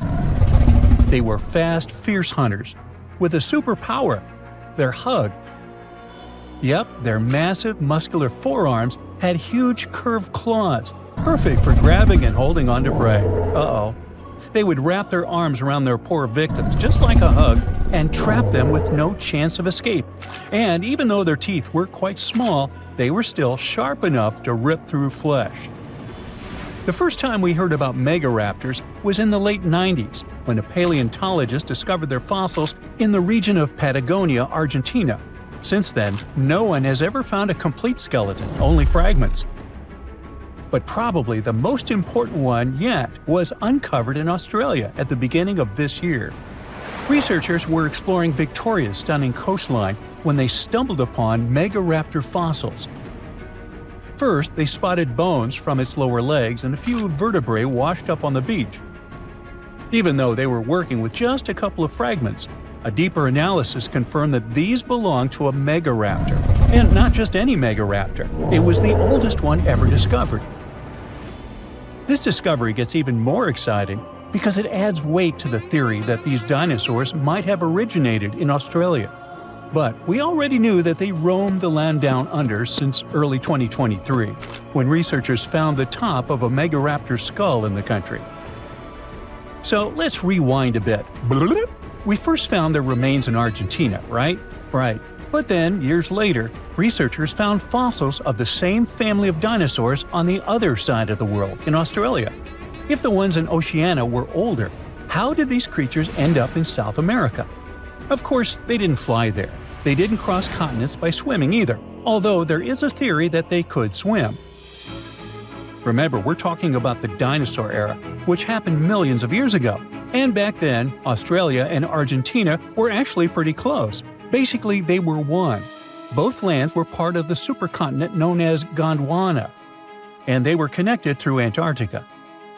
Wait, but wasn't this path freezing? I mean, yeah, these dinos had to pass through Antarctica to get to their destination, but they weren't freezing their tails off. This all happened during the mid-Cretaceous period, when the weather was super warm. Back then, the poles were covered in plants, not ice. So let's just say they took full advantage of the good weather to make the crossing. Now, about 180 million years ago, Gondwana started to break apart. At some point, Australia drifted away from the supercontinent, cutting it off from other landmasses, including South America. That's why the same dinosaurs showed up in completely different parts of the world. Mystery solved. Now, let's get back to that recent discovery. The researchers didn't just find a few traces of megaraptors on the beach. In total, they uncovered 250 dinosaur bones at the site, but only 5 of them were really important. They belonged to 3 different species of dinosaurs that, as it turns out, all lived in Victoria at the same time. So yeah, we've already talked about those first 2 bones. They were from the megaraptor. Next, we have a shin bone from a Unenlagiine. That's my best shot at pronouncing it. It's a dino also known as the southern raptor. This is a type of dromaeosaur with a long snout. And the last 2 shin bones of different sizes came from a Carcharodontosaurus, whose name means shark-toothed lizard. This one is a particularly big deal for 2 reasons. Number 1, it's the first evidence that this species lived in Australia. And number 2, it was small, and that is pretty surprising since we've always thought of this species as being massive. Fossils found in Argentina, for example, show this dinosaur reached a length of about 36 feet. But the one in Australia was much smaller, measuring only around 6 to 10 feet long. And that's still plenty big. Basically, what we're saying is that the way predators were ranked in these two parts of the world was completely different. In South America, carcharodontosaurs grew to massive T-Rex-sized giants, towering over megaraptors and dominating the landscape. But in Australia, it was the complete opposite. There, huge, powerful megaraptorids roamed the land alongside smaller carcharodontosaurs. So the predator dynamic was different. And all of this just shows how unique the ecosystem in Victoria was back then. Although isolated dinosaur bones have been found in Western and South Australia, most of the fossils come from the eastern part of the country, like Queensland. And there, researchers dug up something really, really rare – a well-preserved dinosaur skull. The study shows that this bone belonged to the fourth discovered specimen of Titanosaur. This group includes those massive long-necked dinosaurs. They look like the Brachiosaurus, but some of them were even bigger, reaching 120 feet long. The skull, discovered in 2018, belongs to this guy, whose pronunciation is above my pay grade, and the research points out that it roamed the Earth around 98 million years ago. Thanks to this find, scientists were able to recreate, for the very first time, what its face might have looked like. Probably after checking out the illustration, they thought, hey, it looks a lot like its cousin. They were talking about another species of Titanosaur, this other unpronounceable guy. And guess where they used to live? Yep, in Argentina. So, this research also supports the theory that dinosaurs crossed between South America and Australia during the mid-Cretaceous period. Now, this wasn't the only secret buried in Queensland, though. In 2024, researchers working there discovered the fossilized remains of a new species of pterosaur, about 100 million years old. These creatures were the first vertebrates that could actually fly, existing alongside dinosaurs. They were massive, powerful predators, with wingspans of up to 36 feet. But these remains belong to a new species within the pterosaur group, which they have named Hakuna Matata, or something similar. Compared to their cousins, they were on the smaller side, with a wingspan of about 15 feet. Still, that's bigger than a snowy albatross, the largest flying bird we have today. This species of pterosaurs were terrifying beasts, flying over the ocean to hunt for prey. Once they spotted their victim, they'd snap open their 60-centimeter jaws, filled with sharp spike-like teeth, and, well, I guess there was no escaping that. The last incredible discovery we're talking about today also comes from Queensland. For over 20 years, students walked past a plain-looking rock at Biloela State High School completely unaware that it held 66 dinosaur footprints, and they date back about 200 million years. These prints were made by a group of these Latin-named guys. They were small dinosaurs with 3 toes on each foot, and it seems like they were all over Queensland around that early Jurassic period. The rock they found at the school worked like a snapshot, giving us a better idea of what these dinosaurs were like and how they behaved. After taking a closer look, researchers found that the footprints came from 47 individual dinosaurs. This group was probably walking along or maybe crossing a waterway when their footprints got marked in the white clay. And the study also discovered that they were likely moving at less than 4 miles per hour at the time. So we only discovered those marks in Australia. But fossils of the same species found in other countries showed that they had these long legs, a big chunky body, short arms, and this tiny head with a beak. But honestly, they don't sound as scary when you realize they only ate plants. Whew. So, let's consider velociraptors as pets. Yeah, walking your dino in the park, playing fetch, and we probably could have it now, if it hadn't been for those pesky asteroids. To be fair, we ended up with mammals, which, let's face it, it was a pretty solid trade. But here's the big question. Why didn't reptiles make a grand comeback? Why did mammals rise instead? The answer, believe it or not, involves fungi. Yup, the same stuff that gives you athlete's foot and ruins your leftovers also wiped out dinosaurs. Welcome to the weirdest twist in extinction history. It all started with a very bad day 66 million years ago, when a 9-mile-wide asteroid crash-landed in what's now Mexico. The space rock was moving so fast that it vaporized on impact, punching out a crater 10 times its own size. Now, if you remember anything from your physics class, and no judgment if you don't, high speed means high energy. And that energy turned into a blast wave and heat so intense it could have cooked anything in the area instantly. And it didn't stop there. Tiny molten rock beads rained down globally, generating radiation equivalent to 20 million megatons.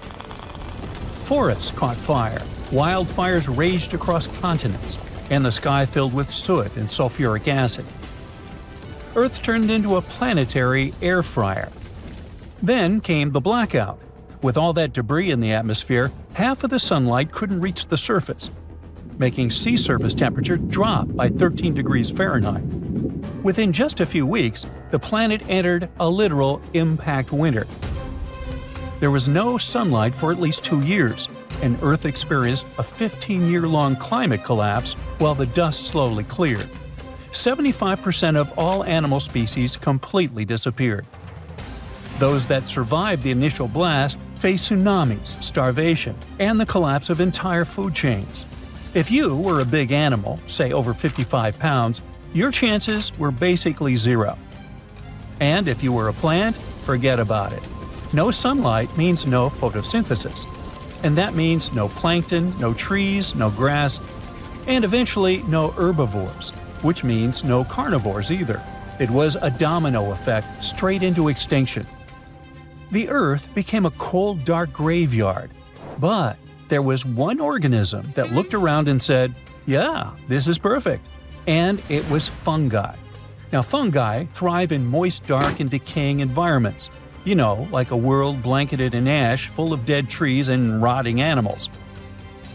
With no sunlight and plummeting temperatures, fungi had a once-in-a-lifetime chance to take over. And they did.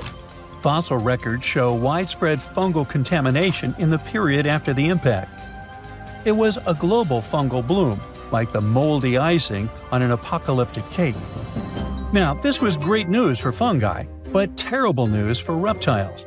See, fungi aren't just harmless mushrooms. Many are pathogens, and they love cold-blooded creatures. Reptiles, including some of the dinosaurs that survived, were ectothermic. This means that they relied on external heat sources to warm their bodies. In a normal situation, a nice sunny rock would do the trick. Bask in the sun, raise your internal temperature, and fight off infections.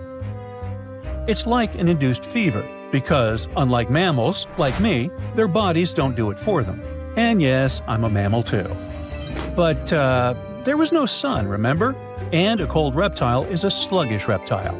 Their metabolism slows down, which might sound like a good thing, because it means they can survive on less food and oxygen. But in this new hostile world, it was a disaster. They had less energy to move, less energy to hunt, and couldn't even digest food properly. Their bodies were colder, weaker, and easier for fungi to invade. Reptile reproduction was hit hard too. Most reptiles lay eggs, which are usually buried in the soil or left in hidden nests. But with the soil now damp, cold, and riddled with fungal spores, those eggs became easy targets. Spores penetrated the thin egg shells, destroying the embryos before they could hatch. So not only were adult reptiles struggling to fight infections, but their future generations were being wiped out in the nest. This vulnerability isn't just ancient history. We still see reptiles and amphibians struggling with fungi today. There's a type of fungi, hey, you try to pronounce this, that decimated frog populations. And reptiles in colder or poorly maintained environments have to deal with fungal skin infections. Which brings us to the protagonists of the era, mammals. At the time of the impact, mammals were tiny, scrappy creatures about the size of a rat. But they had a secret weapon, actually several. First off, mammals are warm-blooded, something scientists call endothermic. They produce their own body heat. and that alone gives them a major edge, because most fungi can't tolerate temperatures above 98.6 Fahrenheit.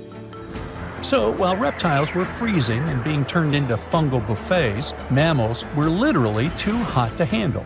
Their warm bodies acted like natural shields against infection. And then there's reproduction. Mammals carry their young inside their bodies. This means that their developing babies were safe and warm, insulated from the hostile external environment, instead of being exposed to the unfriendly world, protected just by a fragile shell. No eggs? No problem. Their metabolism was another secret weapon. Their fast-burning energy systems let them move more, hunt more, and eat more. And because they were small, they didn't need a lot of food. And here's the cool part. Mammals probably ate fungi. Yep, the same organisms ruining the lives of reptiles. And this fungal diet might have helped them boost their immune systems, giving them an evolutionary edge. Over generations, this resistance was passed down, which explains why fungal infections mostly give us an annoying rash, but still wreaks havoc among reptiles. Of course, not all dinos were cold-blooded. In fact, some massive creatures, like the T-Rex, were warm-blooded. But, warm-blooded or not, their size worked against them. You know, giants need giant meals, and in the post-impact world, those meals didn't exist. Being warm-blooded helps, sure, but not when you're too big to feed.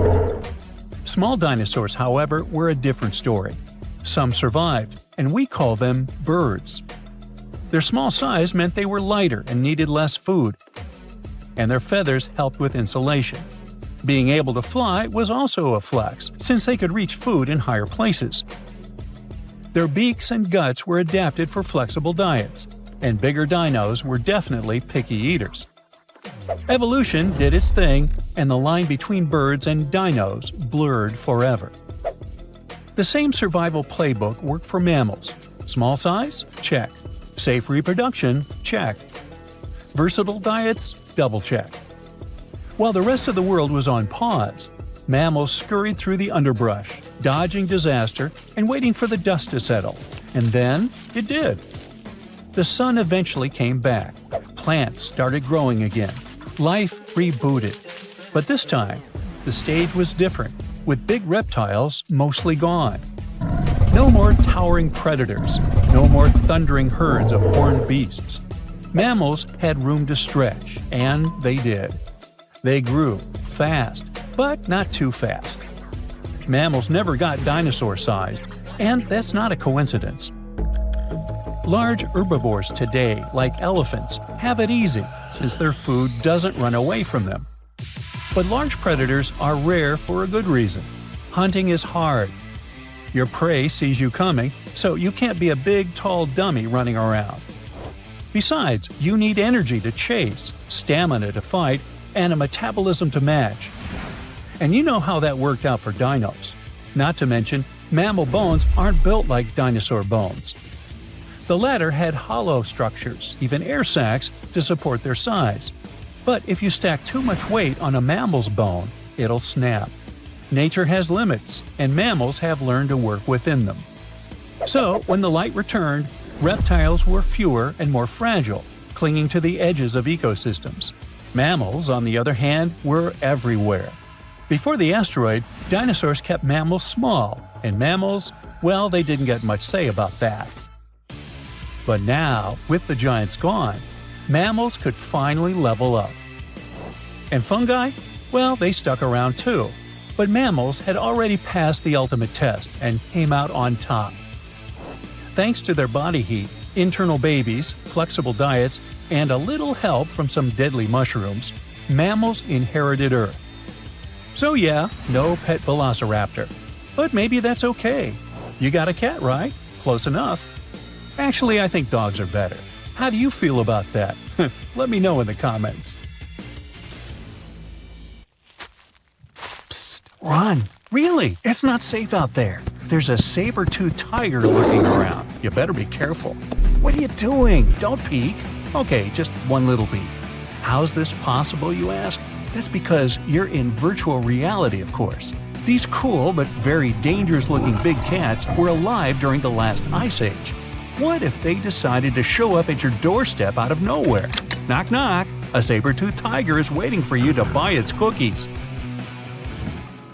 Meanwhile, the coelacanth, this massive-looking fish, comes from a lineage that's been around for over 300 million years. We thought they didn't exist anymore until 1938, that is, when a live coelacanth was found again. Since then, they've been roaming the waters of the east coast of Africa and the waters of Sulawesi, Indonesia. Man, I wouldn't want to go for a swim and meet one of these fellas face to face. Their jaw has an intercranial joint, which means their mouth opens up by a lot. This is so they can eat large prey, like me. Not good. They're huge too. Imagine a fish that's as long as you're tall and weighing as much as an average human. The takahe, a flightless bird, was thought to be gone in the year 1898. They're very cute, small and multicolored, usually not taller than your knee. But picture this. You're out for a hike in the Murchison Mountains. Looking around, you spot the bird you thought was extinct. But there they are, as happy as ever, surviving and chilling. Whole colonies of takahes was indeed found just 50 years after they were pronounced extinct. Good job, tiny little birds. A singing dog. Ever heard of those? Riley does sing sometimes when he's bored or hungry, but these are real performers. New Guinea singing dogs. They've been only recently discovered again in the wild for the first time in 50 years. Still, they were never completely extinct to begin with. New Guineans made sure they were safe next to them. But in the wild, very rare and hard to catch a sight of. Look, there goes one. The New Guinea singing dogs are called so because of their famous high-pitched singing. They sometimes sing together too, a dog choir of sorts, where they all howl together. I bet they sing better than I do in the shower. Not going far from this area, we have bats, but these ones are sort of different. You see, their ears are enormous. I guess that's why they're called the New Guinea big-eared bats. Clever. The species was found again when one of them was accidentally caught in a bat trap. Until then, I guess they were playing hide-and-seek with us, because up till 1890, they had been thought to be gone. They're still not out of the danger zone because of habitat loss. Imagine you discover a fossil of a species you thought had been extinct for a long time, yet 2 years later, a whole living group of said species is found. Well, this is exactly what happened in 1977 with the Majorcan midwife toad. It's sort of brownish in color with darker brown that makes up its skin spots. Other than that, it's just a small toad with googly eyes. The group of live toads was found close to where the fossil was, on the island of Majorca. There aren't many of them left, about 500 in fact, and as of right now, they're declared vulnerable by the International Union for Conservation of Nature. Now, are you a fan of tortoises? You will be when you take a look at this huge beauty. It's called the Ferdinanda Island Galapagos tortoise. It hasn't been seen since 1906, but on February 17, 2019, we were finally able to look at one of these beautiful creatures. It's probably out there with a few of its mates right now, but they also don't allow themselves to be seen. We only know they exist because there's a few tracks and scents. With yet another frog, we have the horned marsupial frog. They're out and about in Ecuador, in the Chocó Forest to be more specific. They're called this way because of their distinctive horns directly on top of their eyes. You know the pouch kangaroos use to carry their offspring? Well, the female horned marsupial frog also has that, except it's on the back, so it acts as sort of a backpack. They develop their embryos there, and when they're ready to come out, they hatch as complete infants, unlike regular frogs where they start out as tadpoles. One more toad, the starry night toad or harlequin toad. They're black and covered with loads of white spots all over them. Lost for 30 years, it was discovered back in 2019. Picture them as big bodyguards, water bodyguards to be exact. Oh, that's a very big toad on your screen. Well, for the Arauco people, that's exactly what they are, guardians of water. They also have their own name for them, Guna. Sounds like a cheese. When scientists found them yet again, they came across 30 of these little creatures, but initially, they were expecting only one. Well, what a nice surprise. Here's a tiger for you, although it doesn't quite look like your typical tiger. It's called the Tasmanian tiger, and it seemingly disappeared since 1936. But then, out of nowhere, people started seeing them out there in the wild just 5 years ago in 2016. They sort of resemble dogs more than tigers, or a fox maybe. Just take a look at its muzzle. Maybe even a mix of both.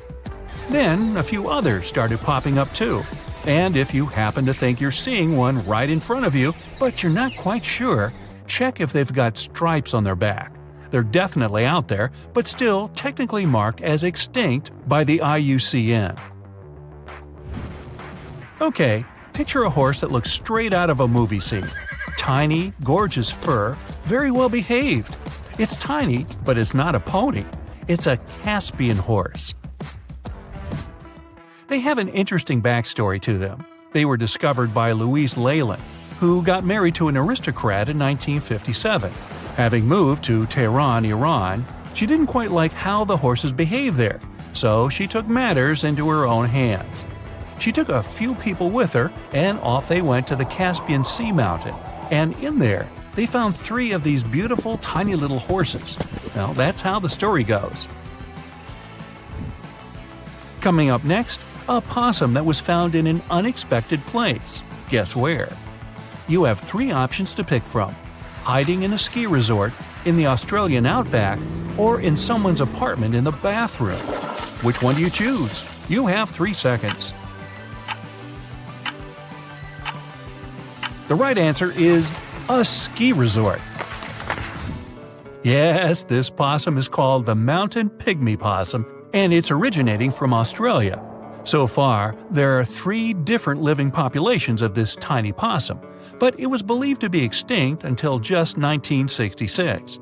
There are fewer than 100 of them, so the IUCN has marked them as critically endangered.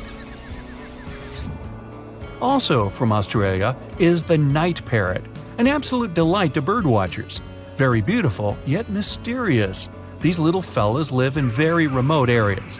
You can probably count on the fingers of your hand how many times these birds have been seen since they were found again in 1979. That's how rare they are. Have you ever seen a pygmy tarsier?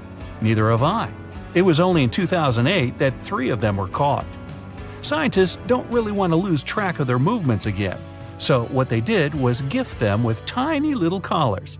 This way they can live their life as happy as ever and will know they're safe. The last one I want to tell you about is the tree lobster, but as the name might mistakenly tell you, they're not really lobsters. They're just big black bugs with huge legs. Their extinction story is a sad one. In 1920, a cargo ship got stuck on Lord Howe Island, and it had rats aboard. These rats fled the ship and ran straight to land. Even though tree lobsters are bigger than most insects, they're still relatively small compared to rats. The poor things never stood a chance. Still, in 2004, life shone again for these distinct critters. A pair of Australian scientists were out and about on the island and came across 24 of them. All of them were living beneath one single shrub. Hey, if there's enough space for everyone, it's not small, it's cozy. Bottom line, it's better to be distinct than extinct. Don't you agree?